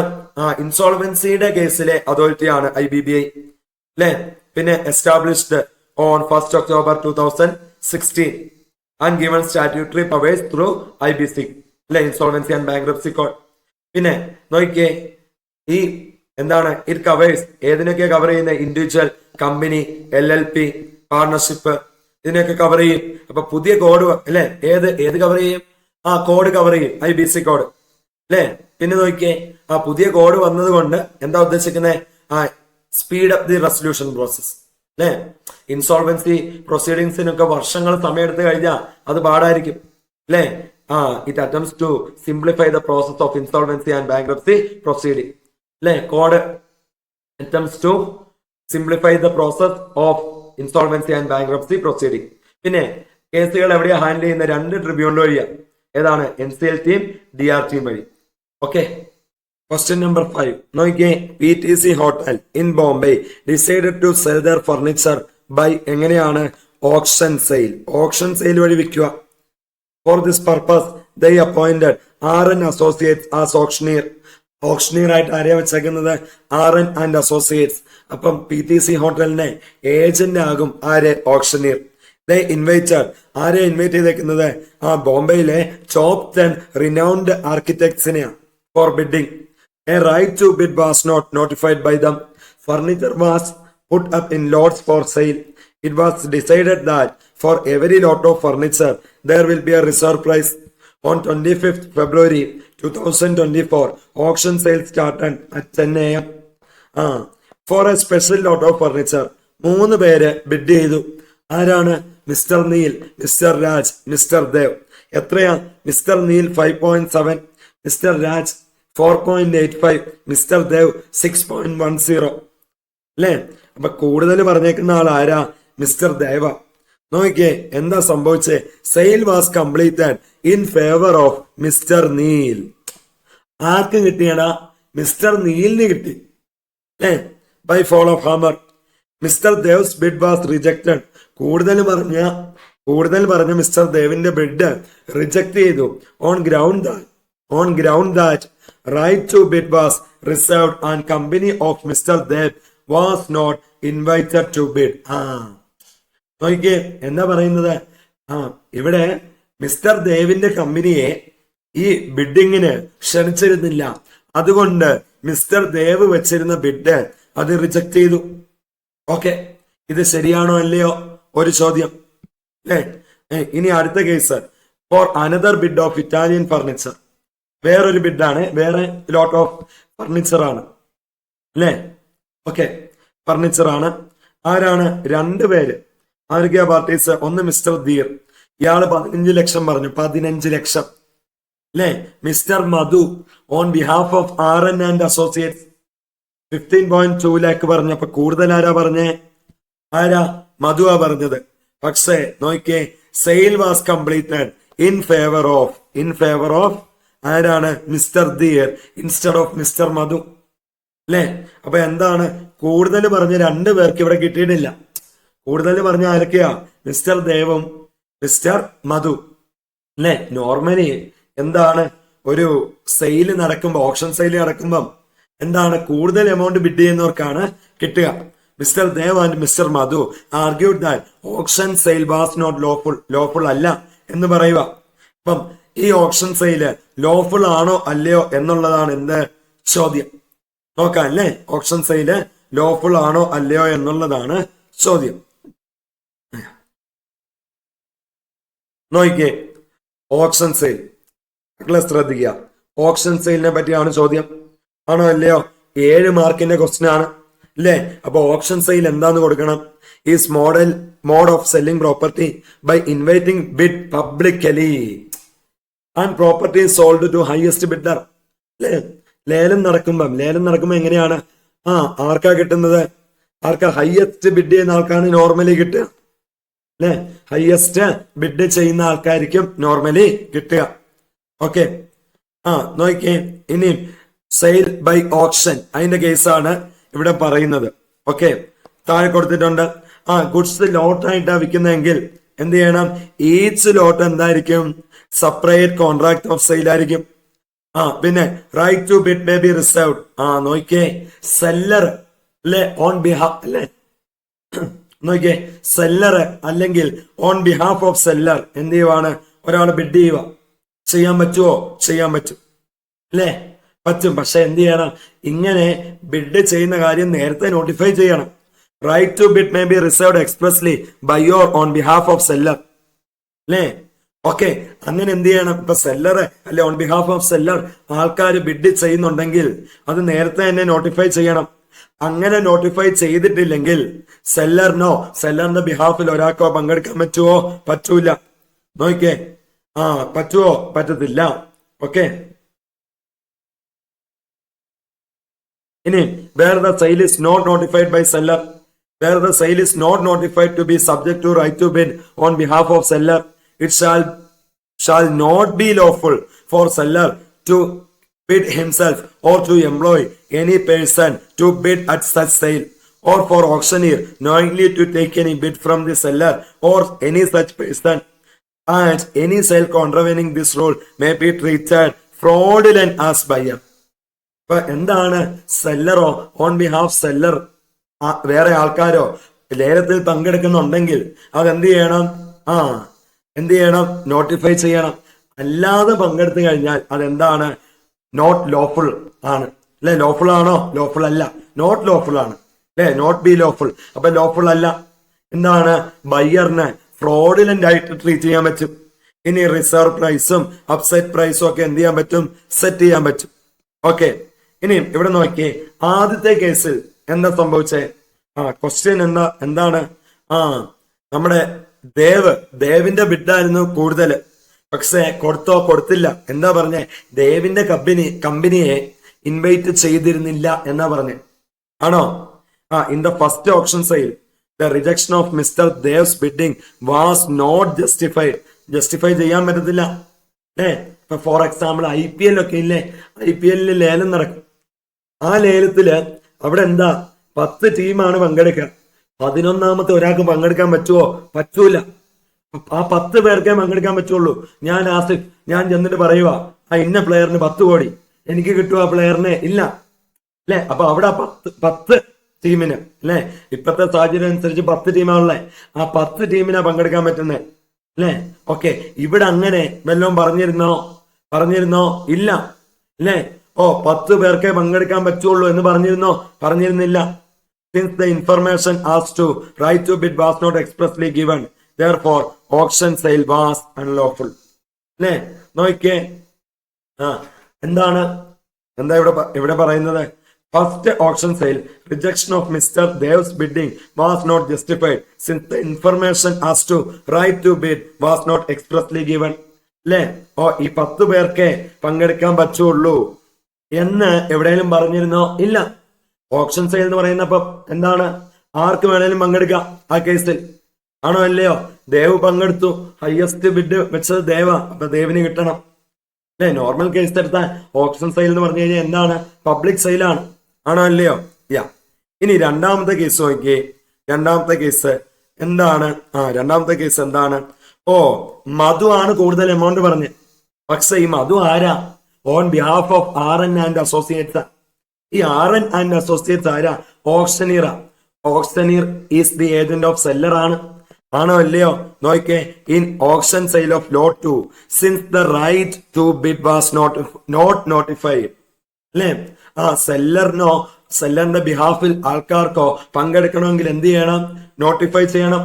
Right to bid expressly notify ചെയ്യാം. ഇവിടെ അങ്ങനെ നോട്ടിഫൈ ചെയ്തിരുന്നോ? സെല്ലറിന്റെ ബിഹാഫിൽ ആൾക്കാരോ പങ്കെടുക്കും എന്നുള്ളത് ഇല്ല. It shall not be lawful for the seller to bid himself or to employ any person to bid at such sale. അല്ലേ? നോക്കിക്കേ, അപ്പൊ എന്താ സംഭവിക്കുന്നത്? സെല്ലറോ അല്ലെ സെല്ലറിന്റെ ബിഹാഫിൽ ഒരാളോ ബിഡ് വെക്കണമെങ്കിൽ അവിടെ എന്ത് ചെയ്യണം? നോട്ടിഫൈ ചെയ്യണം. ആണോ അല്ലയോ? അങ്ങനെ ചെയ്തിട്ടില്ല. അപ്പൊ മധു എന്ന് പറയുന്നത് ആർ എൻ ആൻഡ് അസോസിയേറ്റ്സിന്റെ ആളാണ്. ഈ ആർ എൻ ആൻഡ് അസോസിയേറ്റ്സ് എന്താ? ഓപ്ഷനീറ, ഏജന്റ് ഓഫ് സെല്ലർ ആണ്. ഓക്കെ, അപ്പം അയാൾക്ക് കൊടുക്കാൻ പറ്റുമോ? പറ്റൂല. അപ്പൊ ആർക്ക് കൊടുത്തു? മിസ്റ്റർ ധീറിന് കൊടുത്തു. കുഴപ്പമുണ്ടോ? കുഴപ്പമില്ല. Therefore, auction made in favor of Mr. Dheer will be considered lawful. Okay ആണോ? അല്ലേ? ഇനി അടുത്ത നോക്കിയേ, dissolution of partnership doesn't mean dissolution of fame. Do you agree with this statement? State any 3 situations where court can dissolve the partnership fame. നോക്കിയേ മക്കളെ, direct ക്വസ്റ്റ്യനാ. എന്താണ്? Dissolution of partnership എന്ന് പറയുന്നത് ഡിസൊല്യൂഷൻ ഓഫ് ഫേം അല്ല. അല്ലേ? നോക്കിയേ, നമുക്ക് ഇവിടെ എന്ത് ചെയ്തിട്ടുണ്ട്? കാര്യങ്ങൾ കൊടുത്തിട്ടുണ്ട്. ഓക്കെ, എത്ര മാർക്കിന്റെ ക്വസ്റ്റ്യൻ ആണ്? എത്ര മാർക്കിന്റെയാ? 7 മാർക്കിന്റെയാ. അത് എന്താണ്? അത് കംപ്ലീറ്റ് ചെയ്യുകയും വേണം. പിന്നെ എന്തെഴുതണം? ഡിസൊല്യൂഷൻ ബൈ കോർട്ടിലെ കുറെ സിറ്റുവേഷൻ ഉണ്ട്, അതിൽ 3 എണ്ണമെങ്കിലും എഴുതുകയും വേണം. ഓക്കെ, 3 എണ്ണമെങ്കിലും എഴുതിയാൽ വേണം. ഡയറക്റ്റ് ക്വസ്റ്റ്യൻ ആണ്. Okay, the dissolution of firm means എന്താണ്? Discontinuation of legal relation. Dissolution of firm means discontinuation of legal relation existing between all partners. അല്ലെ? കാര്യങ്ങളൊക്കെ ഇവിടെ കൊടുത്തിട്ടുണ്ട്. നമുക്ക് എന്ത് ചെയ്യാം? ഈ dissolution of firm versus dissolution of partnership നോക്കാം. Continuation of business, dissolution of firm നമുക്ക് എങ്ങനെ എടുക്കാം? ബിസിനസ് നിർത്തുക.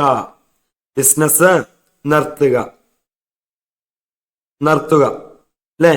യെസ്. ഡിസൊല്യൂഷൻ ഓഫ് പാർട്ണർഷിപ്പ് എങ്ങനെ എടുക്കാം? റീകോൺസ്റ്റിറ്റ്യൂഷൻ എന്നുള്ള രീതി എടുക്കാം. കോൺസ്റ്റിറ്റ്യൂഷൻ, അല്ലേ? റീകോൺസ്റ്റിറ്റ്യൂഷൻ. നോക്കിയേ, ഡിസൊല്യൂഷൻ ഓഫ് ഫേം എന്ന് പറഞ്ഞാൽ ഡിസ്കണ്ടിന്യൂഷൻ ഓഫ് ബിസിനസ് ആണ്. എന്നാൽ ഡിസൊല്യൂഷൻ ഓഫ് പാർട്ണർഷിപ്പ് എന്ന് പറഞ്ഞാലോ it involves only reconstitution of firm. Winding up, business നടത്തുക. ഡിസൊല്യൂഷൻ ഓഫ് ഫേം, അപ്പൊ വൈൻഡ് അപ്പ് ചെയ്ത് അസറ്റ് വിൽക്കും, ലയബിലിറ്റി തീർക്കും. ആണോ അല്ലയോ? എന്നാൽ ഡിസൊല്യൂഷൻ ഓഫ് പാർട്ണർഷിപ്പ് എന്ന് പറയുമ്പോൾ റീകോൺസ്റ്റിറ്റ്യൂഷനാ. അല്ലേ? It involves only reconstitution and requires revaluation of asset and liability. പിന്നെ കോടതിക്ക് എന്ത് ചെയ്യാം? ബിസിനസ് നിർത്താൻ വേണ്ടി ഓർഡർ ഇടാം. അല്ലേ? നോക്കിയേ, order of court, firm may be dissolved by order of court. അല്ലേ? എന്നാൽ ഡിസൊല്യൂഷൻ ഓഫ് പാർട്ണർഷിപ്പ് റീകോൺസ്റ്റിറ്റ്യൂട്ട് ചെയ്യാൻ പറഞ്ഞ കോടതിക്ക് ഓർഡർ ഇടാൻ പറ്റുമോ? അത് പറ്റില്ല. Dissolution of partnership is not ordered by court. Scope, dissolution of firm എന്ന് പറയുമ്പോൾ എന്താണ്? അത് എന്ത് ചെയ്യും? ഡിസൊല്യൂഷൻ ഓഫ് ഫേം എന്ന് പറയുമ്പോൾ അത് ഡിസൊല്യൂഷൻ ഓഫ് പാർട്ണർഷിപ്പും കൂടിയാണ്. എന്നാൽ dissolution of partnership may or may not involve dissolution of firm. ഇനി ഡിസൊല്യൂഷൻ ഓഫ് ഫേം എന്ന് പറയുമ്പോൾ ബിസിനസ് നടത്തുക, final closure of books of firm. Dissolution of partnership എന്ന് പറയുമ്പോൾ does not involve final closure of books of the firm. ഇനി നോക്കിയേ, dissolution by കോർട്ടിലെ 3 case എഴുതാനാ പറഞ്ഞേക്കുന്നത്. അല്ലേ? നോക്കിയേ, insanity or unsound mind. Partner insane ആയി, അൺസൗണ്ട് മൈൻഡ് ആയി. എന്താണ്? അതർ പാർട്ട്നേഴ്സിനെ അല്ലെങ്കിൽ വട്ടായി പോയ പാർട്ട്ണറിന്റെ നെക്സ്റ്റ് ഫ്രണ്ടിന് കൊണ്ടുപോയി എന്ത് ചെയ്യാം? ഈ പാർട്ണർഷിപ്പ് ഡിസോൾവ് ചെയ്യാൻ വേണ്ടി കോടതിയിൽ അപ്ലൈ ചെയ്യാം. ഒരു പാർട്ട്ണർ എന്തായി? പെർമനന്റ്ലി ഇൻകപ്പാസിറ്റേറ്റ് ആയി, permanently incapable of performing his duties ആയി. പെർമനന്റ് ഇൻകപ്പാസിറ്റി വരുമ്പം എന്താണ്? നോക്കിയേ, ഈ ഇൻകപ്പാസിറ്റി ഉണ്ടായ പാർട്ട്ണർ അല്ല, വേറെ പാർട്ട്ണർ, അയാൾക്ക് എന്ത് ചെയ്യാം? ഫേം ഡിസോൾവ് ചെയ്യാൻ വേണ്ടി എന്ത് ചെയ്യാൻ പറ്റും? കോടതി പോകാൻ പറ്റും. മിസ്കണ്ടന്റ്, ഒരു പാർട്ട്ണർ എന്ത് ചെയ്യുവാണ്? മിസ്കണ്ടന്റ് കാണിക്കുവാണ്.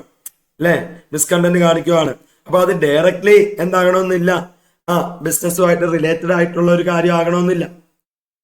ഒരു ഹോട്ടലാണെങ്കിൽ നല്ല ഫുഡാണ്, അടിപൊളി ഫുഡാണ്, ടേസ്റ്റ് ആണ്, ആംബിയൻസ് ആണ്, ഹെൽത്തി ആണ്, എല്ലാം അടിപൊളിയാ.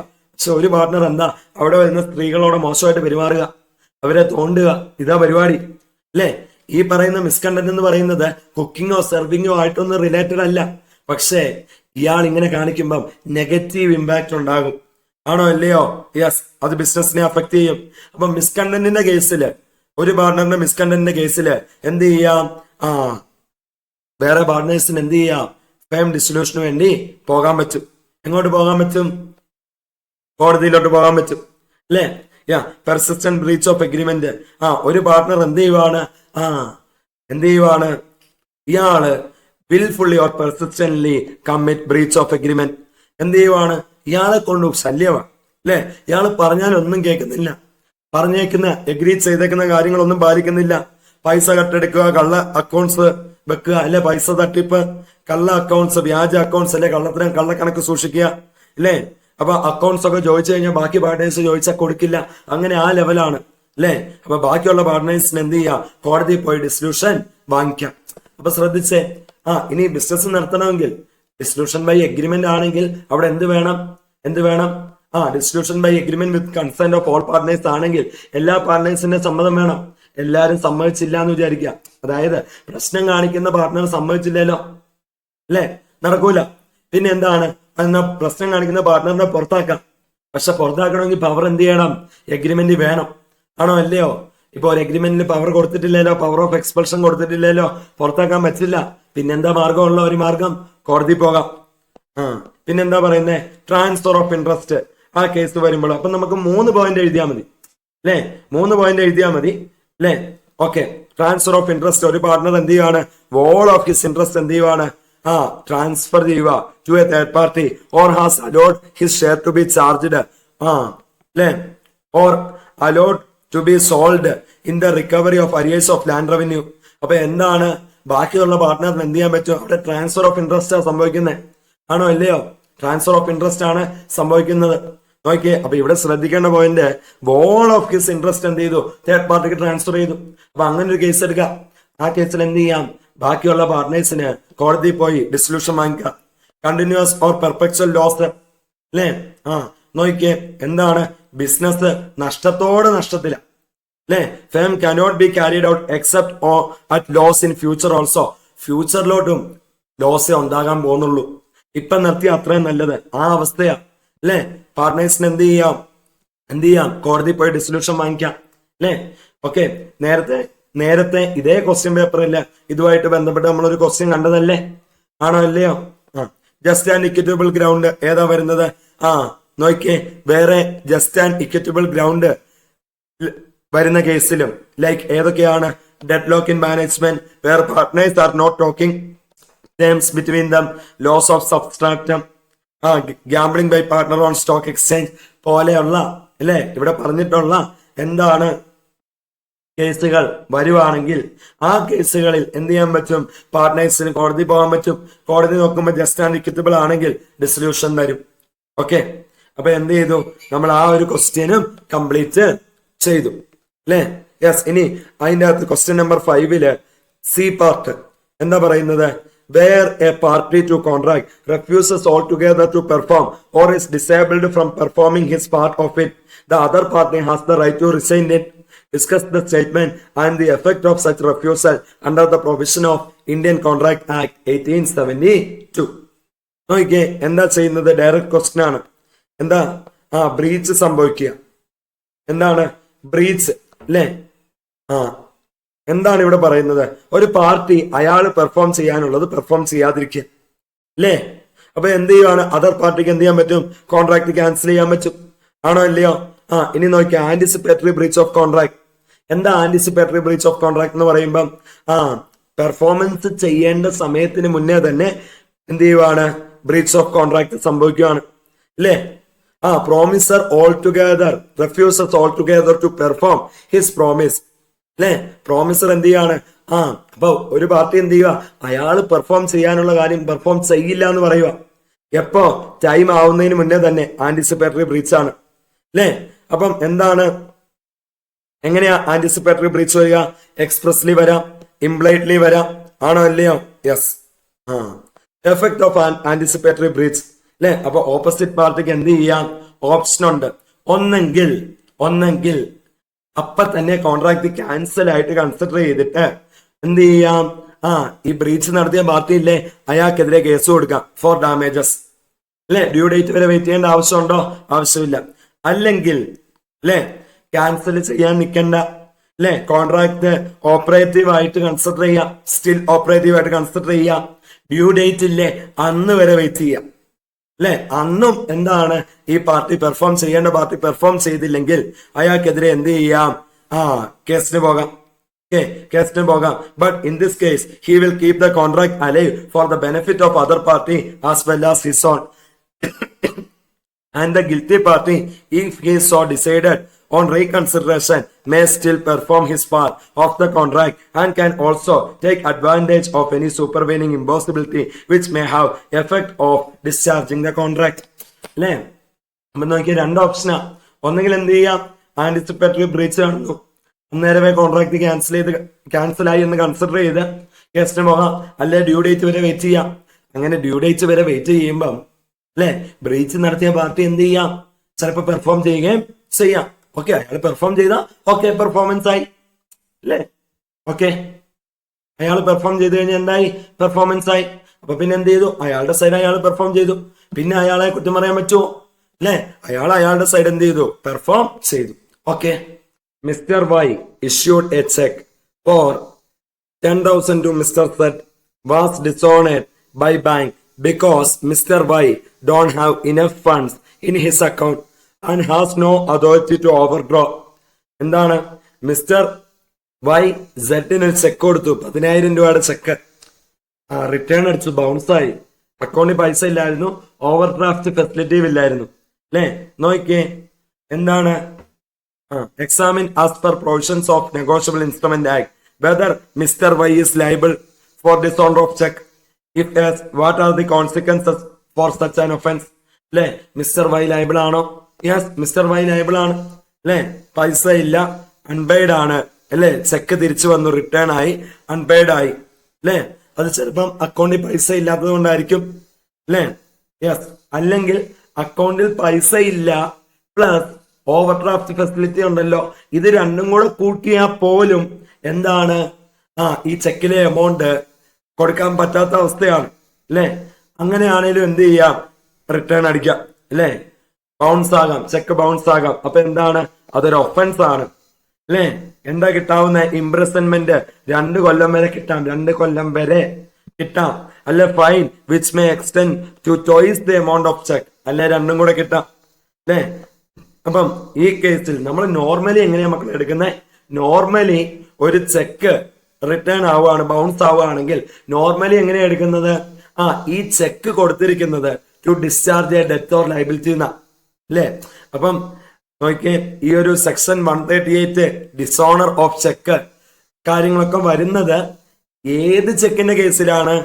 ചെക്കിന്റെ കേസിലാണ്? Cheque issued for discharge in all or part of any debt or other ലൈബിലിറ്റിയുടെ കേസിലാണ്. ഇനി ഒരു ഗിഫ്റ്റ് ആയിട്ട് ഒരു ചെക്ക് കൊടുത്തു, അല്ലെ ഡൊണേഷൻ ആയിട്ട് കൊടുത്തു, അല്ലെ സെക്യൂരിറ്റി ആയിട്ട് കൊടുത്തു, അല്ലെങ്കിൽ discharge of A mere moral obligation ആയിട്ട് കൊടുത്തു, അല്ലെ ഫോർ ആൻ ഇല്ലീഗൽ കൺസിഡറേഷൻ ആണ് ചെക്ക് കൊടുത്തതെങ്കിൽ അതിന് ഈ സെക്ഷൻ ആപ്ലിക്കബിൾ ആവുമോ? ഇല്ല.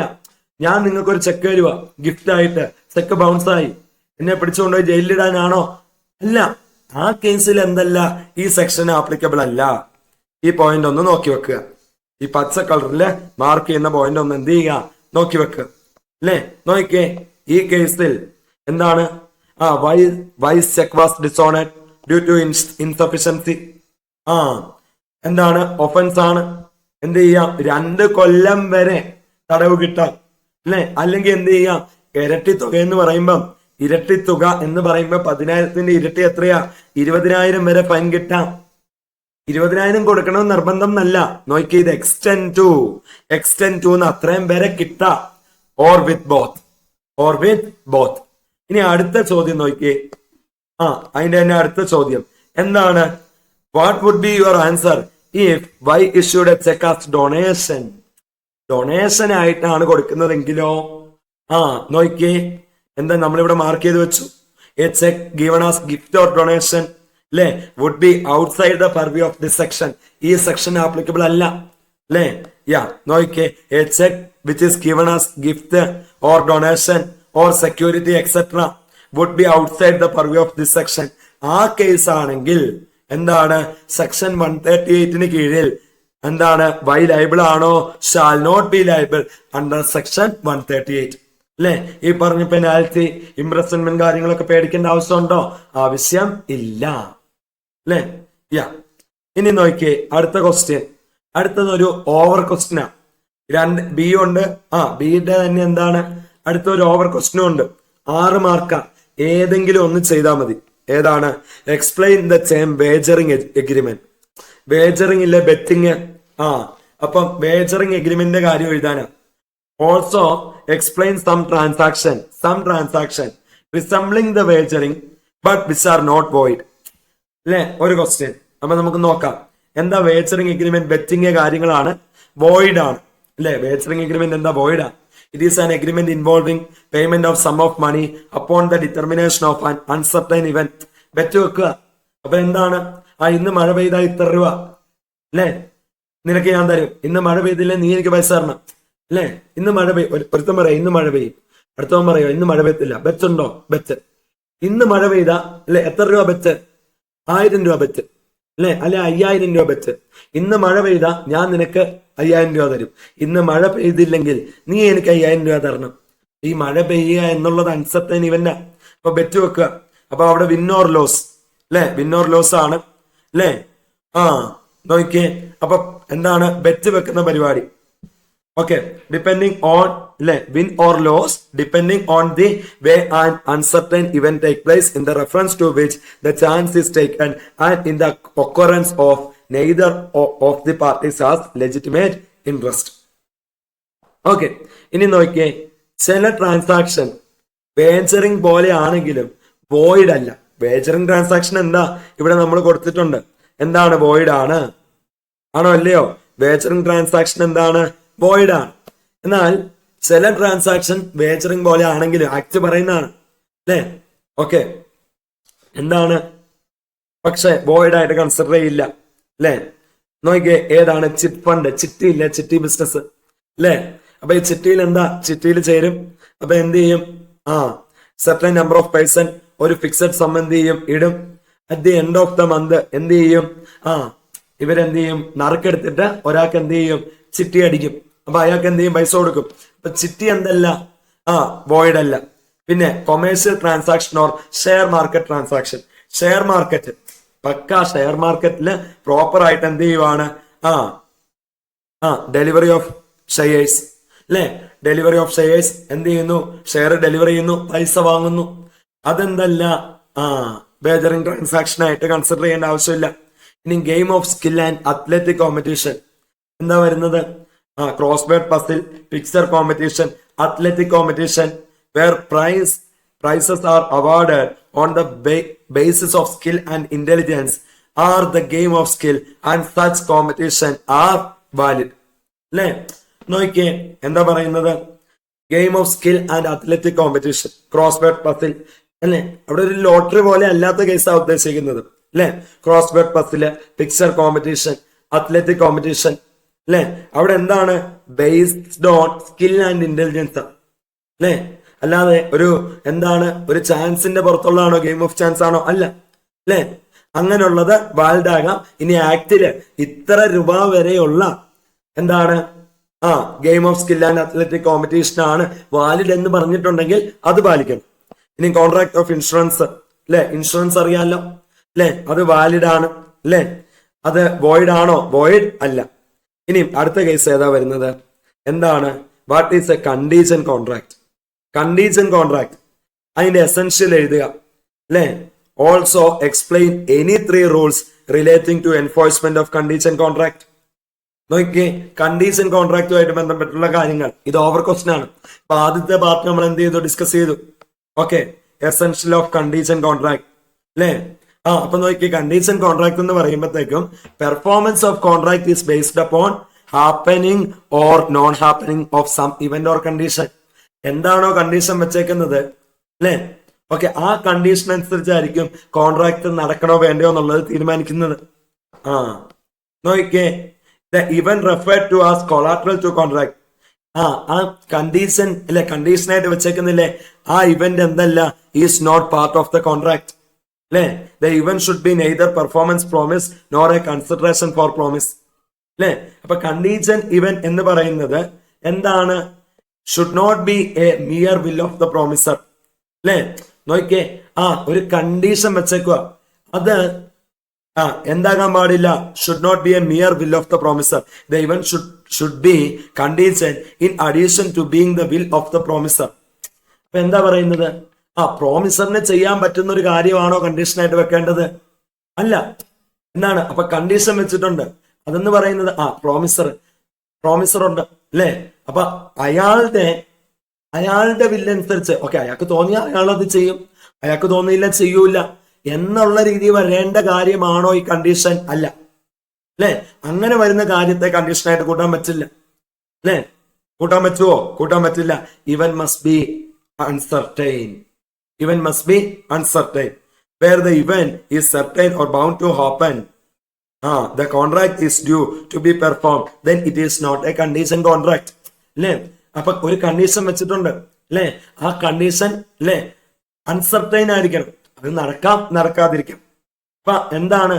ആ കണ്ടീഷൻ വെച്ചേക്കുന്ന കണ്ടീഷൻ അനുസരിച്ചായിരിക്കും പെർഫോമൻസ് ഓഫ് കോൺട്രാക്ട് വരുന്നത്. ഇനി rules relating to enforcement of condition contract. ഇപ്പൊ വെച്ചേക്കുവാണ്, ഒരു കണ്ടീഷൻ വെച്ചേക്കുവാണ്, ഇന്ന ഇവന്റ് ഹാപ്പൻ ചെയ്താൽ കോൺട്രാക്ട് സംഭവിക്കും അല്ലെ. ഓക്കെ, ഇപ്പം കോൺട്രാക്ട് സംഭവിക്കും. അങ്ങനെയാണെങ്കിൽ ആ കേസിൽ എന്ത് ചെയ്യണം? Enforcement of contract condition on an event happening. Where a contingent contract is made to do or not to do anything if an uncertain future event happens, it cannot be enforced until that event happen. അല്ലേ? അപ്പൊ ഒരു condition വെച്ചിട്ടുണ്ട്, അത് സംഭവിച്ചാൽ contract എന്ത് ചെയ്യും? Contract നടക്കും എന്നുള്ള രീതിയിലാണ് വിചാരിക്കുക. അപ്പൊ ആ കണ്ടീഷൻ എന്ത് ചെയ്യണം? ഹാപ്പൻ ചെയ്യണം. ഇനി നോക്കിയേ, ഇപ്പൊ ഫോർ എക്സാമ്പിൾ എന്താണ്?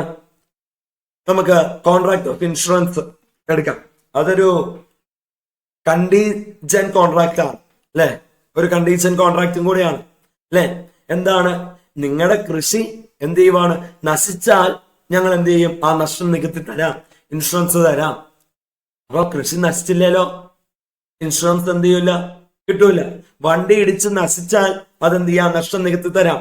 വണ്ടി ഇടിച്ചില്ലേലോ ഇൻഷുറൻസ് കിട്ടുവോ? കിട്ടൂല അല്ലേ.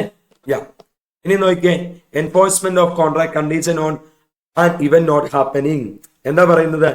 വേറെ contract condition contract is made to do or not to do anything if an uncertain future event does not happen. എന്താണ്?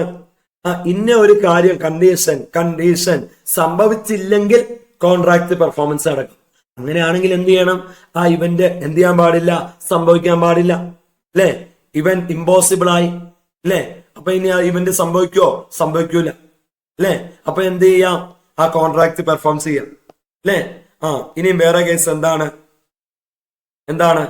ഇവിടെ കാര്യങ്ങൾ കൊടുത്തിട്ടുണ്ട് നമുക്ക്.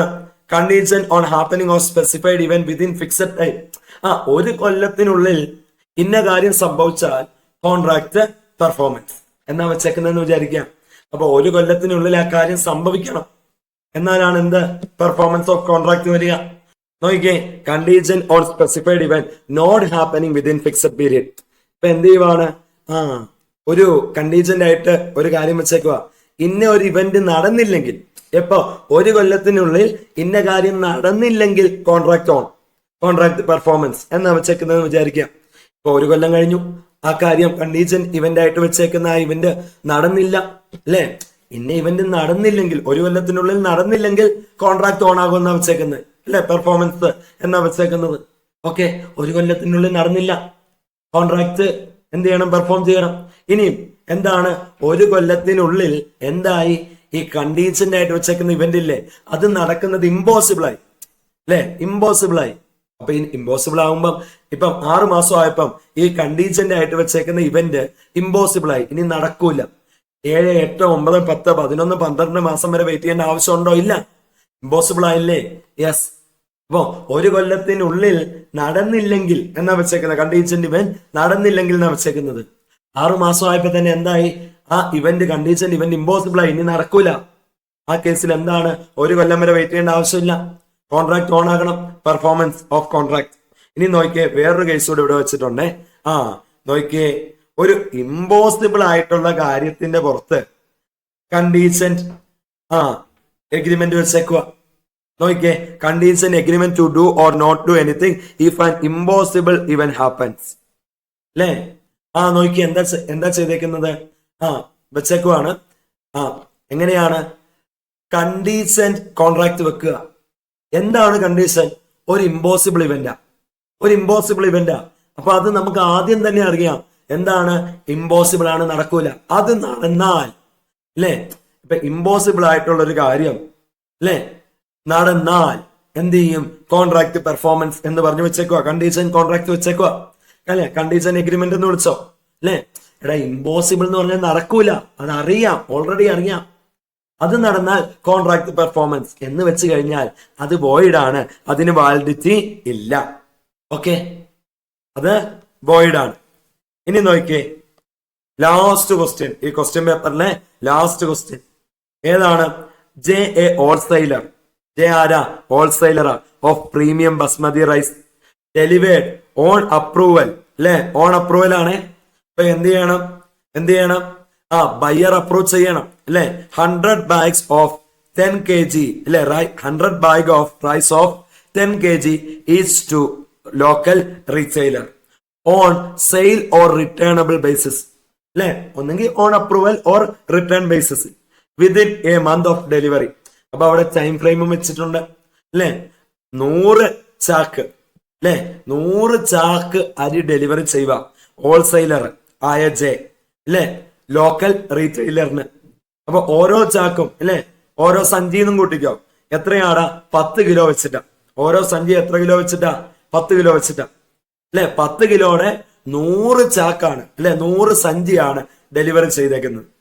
ഓക്കെ, അപ്പം on sale or returnable basis ഒന്നെങ്കിൽ എന്ത് ചെയ്യാം? സെല്ലർ ഡെലിവറി ചെയ്തേക്കുന്നത് ബയ്യറിന് എന്ത് ചെയ്യാം? എടുക്കാം, അല്ലെ റിട്ടേൺ ചെയ്യാം. നോക്കിയേ, അപ്പൊ എന്താണ്? ദ നെക്സ്റ്റ് ഡേ റീറ്റെയിലർ 5 സഞ്ചി, അല്ലെ, 10 കിലോയുടെ, അല്ലെ, ചാക്കോ സഞ്ചി എന്ന് എങ്ങനെ വേണേലും എടുത്തോ, 5 ബാഗ് എന്ത് ചെയ്തു? റൈസ് വിറ്റു റെഗുലർ കസ്റ്റമർ ആയ കേക്ക്. അപ്പൊ നോക്കിയേ, a week later K informed the retailer that quality of rice was not as per the price, അല്ലെ? അപ്പം 5 ബാഗ് റൈസ്, 100 ബാഗ് റൈസ് ആണുള്ളത്, അല്ലെ? ജെ എന്ത് ചെയ്തു? 100 ബാഗ് റൈസ് ആർക്ക് കൊടുത്തു?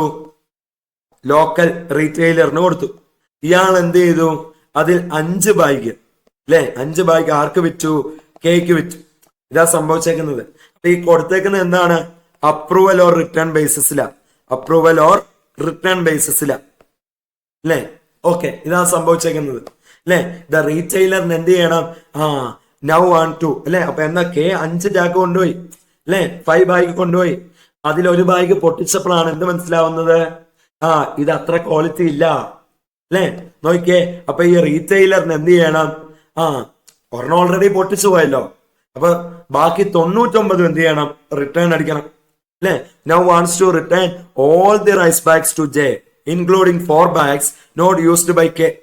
റീറ്റെയിലറിന് ഇങ്ങനെ ചെയ്യാൻ പറ്റുമോ? നോക്കാം, അല്ലെ? Also briefly describe the provision underlying in the context of the sale of goods act 1930. നോക്കിയേ, എന്താ പറയുന്നത്? Okay, on approval or return basis അങ്ങനെ ഒരു ഗുഡ്സ് എടുക്കുക, അല്ലെ? അപ്പൊ ആ കേസിൽ സെയിൽ നടക്കുന്നു, ബയ്യർ ഓണർ ആവുന്നത് എപ്പോഴാ നോക്കിയേ, according to section 24 of Sale of Goods Act, in case of delivery of goods on approval basis, property ownership in goods എപ്പോഴാണ് പാസ് ചെയ്യുന്നത്? ഒന്നെങ്കിൽ ബയ്യർ എന്ത് ചെയ്യണം? സെല്ലറിനെ അറിയിക്കണം. എന്താണ്? ഞാൻ ഇത് അക്സെപ്റ്റ് ചെയ്തു, അല്ലെ?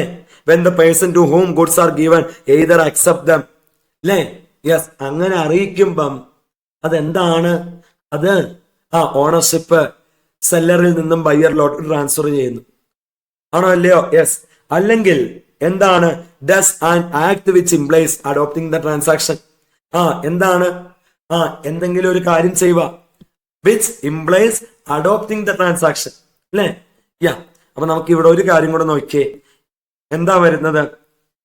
എപ്പോഴാ റിട്ടേൺ അടിക്കുന്നുണ്ട്? എപ്പോ റിട്ടേൺ അടിച്ചോണം? Within a month of delivery ആണ്, അല്ലേ? അപ്പൊ കിട്ടി. നെക്സ്റ്റ് ഡേയിൽ എന്ത് ചെയ്തു? കേക്ക് 5 ബാഗ് വിറ്റു. A week later K informed ആണ്, അല്ലേ? അപ്പൊ എന്താണ്? അപ്പൊ ആ ഫിക്സഡ് പീരീഡ്, റിട്ടേൺ അടിക്കാനുള്ള ഫിക്സഡ് പീരീഡ് കഴിഞ്ഞിട്ടുമില്ല. ഓക്കെ അല്ലേ? അങ്ങനെയാ നിൽക്കുന്നത്. നോക്കാം അല്ലേ? അങ്ങനെയാണ് നിൽക്കുന്നത്. അപ്പൊ നോക്കിയേ, ഒന്നെങ്കിൽ എപ്പോഴാണ് ഓണർഷിപ്പ് സെല്ലറിൽ നിന്നും ബയ്യറിലോട്ട് പാസ് ചെയ്യുന്നത്? ഒന്ന്, ബയ്യർ അറിയിക്കുന്നു ഞാൻ ഇത് അക്സെപ്റ്റ് ചെയ്യുന്നു. 2, does an act which implies adopting the transaction. 3, അല്ലേ? നോക്കിയേ, when the person to whom goods are given retains the goods without giving his approval or giving notice of rejection beyond the time fixed. അല്ലേ? Reject ചെയ്യാൻ ഒരു time fix ചെയ്തിട്ടുണ്ടെങ്കിൽ അതിനുള്ളിൽ എന്ത് ചെയ്യുക? Notice of rejection കൊടുക്കണം, അല്ലേ? ഓക്കെ. അപ്പൊ എന്ത് ചെയ്തു? റിജക്ട് ചെയ്യാൻ ഒരു ടൈം ഉണ്ട്. ആ ടൈം കഴിഞ്ഞു പോയി, എക്സ്പയർ ആയി, അല്ലേ? നോട്ടീസ് ഓഫ് റിജക്ഷൻ കൊടുത്തിട്ടില്ല. ബയ്യർ എന്താകും? ഓണർ ആകും. ഇനി അങ്ങനെ ഒരു ടൈം വെച്ചിട്ടില്ലെങ്കിലോ, ഒരു ഫിക്സഡ് ടൈം വെച്ചിട്ടില്ലെങ്കിലോ, വിതിൻ റീസണബിൾ ടൈം, അല്ലേ? നോക്കിയേ, അപ്പൊ ഇവിടുത്തെ കേസിൽ എന്താ സംഭവിച്ചിരിക്കുന്നത്? എന്താണ്? ലോക്കൽ റീറ്റെയിലർ ബയ്യർ ഞാനിത് എടുത്തു, അല്ലേ എന്ന് അപ്രൂവല് കൊടുത്തിട്ടുണ്ടോ? വിളിച്ച് പറഞ്ഞിട്ടുണ്ടോ? ഇല്ല. ടൈം പീരീഡ്, റിട്ടേൺ ചെയ്യാനുള്ള ടൈം പീരീഡ് കഴിഞ്ഞിട്ടുണ്ടോ? ഇല്ല. നോക്കിയേ, എന്താ ചെയ്തേക്കുന്നത്? In the given case J seller has delivered. എന്ത് ചെയ്തു? 100 ബാഗ് ഡെലിവർ ചെയ്തു. ലോക്കൽ റീറ്റെയിലർ 5 ബാഗ് കസ്റ്റമറിന് കൊടുത്തു. നോക്കിയേ, അവിടെ ഒരു കാര്യമുണ്ട്, അല്ലേ? നോക്കിയേ, എന്താണ്? 100 ബാഗ് ജെ ആർക്ക് കൊടുത്തു? ലോക്കൽ റീറ്റെയിലറിന് കൊടുത്തു. അതിൽ 5 ബാഗ് ഇയാള് ആർക്ക് വിറ്റു? കേക്ക് വിറ്റു. ഈ 5 ബാഗ് കേക്ക് വിൽക്കണമെങ്കിൽ അത് ലോക്കൽ റീറ്റെയിലർ തന്റെ ഗുഡ്സ് ആയിട്ട്, തന്റെ ഓണർഷിപ്പിലുള്ള ഗുഡ്സ് ആയിട്ട് കൺസിഡർ ചെയ്യുന്നത് കൊണ്ടല്ലേ? യെസ്. അപ്പം ഈ 5 ബാഗ് വിറ്റില്ലേ? അത് എന്താണ്? അപ്പൊ വിറ്റു എന്നുള്ള ആക്ട് ഇംപ്ലൈസ് അഡോപ്റ്റിംഗ് ദ ട്രാൻസാക്ഷനാ, അല്ലേ? ആണോ അല്ലയോ? ഇപ്പം ലോക്കൽ റീറ്റെയിലറിന് 100 ബാഗ് വന്നു. ഇതിൽ ഇയാൾ 5 ബാഗ് എടുത്ത് കേക്ക് വിൽക്കുക. ഇയാളുടെ സ്വന്തമായിട്ട് 5 ബാഗിനെ കൺസിഡർ ചെയ്യുന്നത് കൊണ്ടല്ലേ അതെടുത്ത് വിറ്റത്? യെസ്. അപ്പൊ അതെന്താ വരുന്നത്? Act which implies adopting the ട്രാൻസാക്ഷനാ. അപ്പൊ ആ 5 ബാഗിന് ഓണർഷിപ്പ് ആരിലോട്ട് ട്രാൻസ്ഫർ ചെയ്തു? ലോക്കൽ റീറ്റെയിലറിലോട്ടായി. ലോക്കൽ റീറ്റെയിലർ ഇത് ആർക്കും കൊടുത്തു? കേക്ക് എടുത്ത് സപ്ലൈ ചെയ്യുകയും ചെയ്തു. നോക്കിയേ, ഇവിടെ നോക്കിയേ, it implies that local retailer has accepted 5 bags out of 100. അപ്പൊ 5 ബാഗ് അക്സെപ്റ്റ് ചെയ്തു എന്നുള്ള രീതി കൺസിഡർ ചെയ്യാം. ആണോ അല്ലയോ? യെസ്. ഇനി നോക്കിയേ, എ വീക്ക് ലേറ്റർ ലോക്കൽ റീറ്റെയിലറിന് എന്ത് ചെയ്തു? കെയിൽ നിന്നും കംപ്ലൈന്റ് കിട്ടി. എന്താണ്? ഇത് അത്ര ക്വാളിറ്റി ഇല്ല എന്നുള്ള കംപ്ലൈന്റ് കിട്ടി. ഓക്കെ. നോക്കിയേ, മൊത്തം റിട്ടേൺ ചെയ്യണം. ആർക്ക്? ലോക്കൽ റീറ്റെയിലറിന്. പൊട്ടിച്ച ബാഗ് അവിടെ നിൽക്കണ്ടേ? അതൊഴികെ ഇപ്പൊ കയ്യിൽ എത്ര ഇരിപ്പുണ്ട്? 100 എണ്ണത്തിൽ 5 എണ്ണം എന്ത് ചെയ്തു? ആർക്ക് കൊടുത്തു? കേക്ക് കൊടുത്തില്ലായിരുന്നോ? യെസ്. അപ്പൊ ബാക്കി 95 പ്ലസ് കെ ഒരെണ്ണം പൊട്ടിച്ച് യൂസ് ചെയ്തപ്പോൾ ക്വാളിറ്റി ഇല്ലാന്ന് മനസ്സിലായത്. അപ്പൊ എന്താണ്? ബാക്കി 4 എണ്ണം, അല്ലേ? ബാക്കി 4 എണ്ണം. ഓക്കെ. അപ്പം എത്രയാണ്? മൊത്തം 99 എണ്ണം റിട്ടേൺ ചെയ്യണം, അല്ലേ? റിട്ടേൺ ചെയ്യണം. നോക്കിയേ, according to the above provision local റീറ്റെയിലറിന് എത്ര എണ്ണം റിട്ടേൺ ചെയ്യാം? 95 എണ്ണം റിട്ടേൺ ചെയ്യാം, അല്ലേ? ഈ 5 എണ്ണത്തിന് ഓൾറെഡി എന്ത് ചെയ്തു? ഇയാളെടുത്ത് കേക്ക് കൊടുത്തപ്പം അതെന്താണ്? ആക്ട്. അത് എന്താ വരുന്നത്? ആക്ട് ഇംപ്ലൈസ് അഡോപ്റ്റിംഗ് ദ ട്രാൻസാക്ഷനാ. നോക്കിയേ, അപ്പം ആ 5 എണ്ണം ആരുടെ ആയായിരുന്നു? ലോക്കൽ റീറ്റെയിലറിന്റെ ആയായിരുന്നു. അയാളുടെ ആയത് കൊണ്ടല്ലേ അയാളെടുത്ത് വേറൊരാൾക്ക് കൊടുത്തത്? ആണോ അല്ലയോ? യെസ്.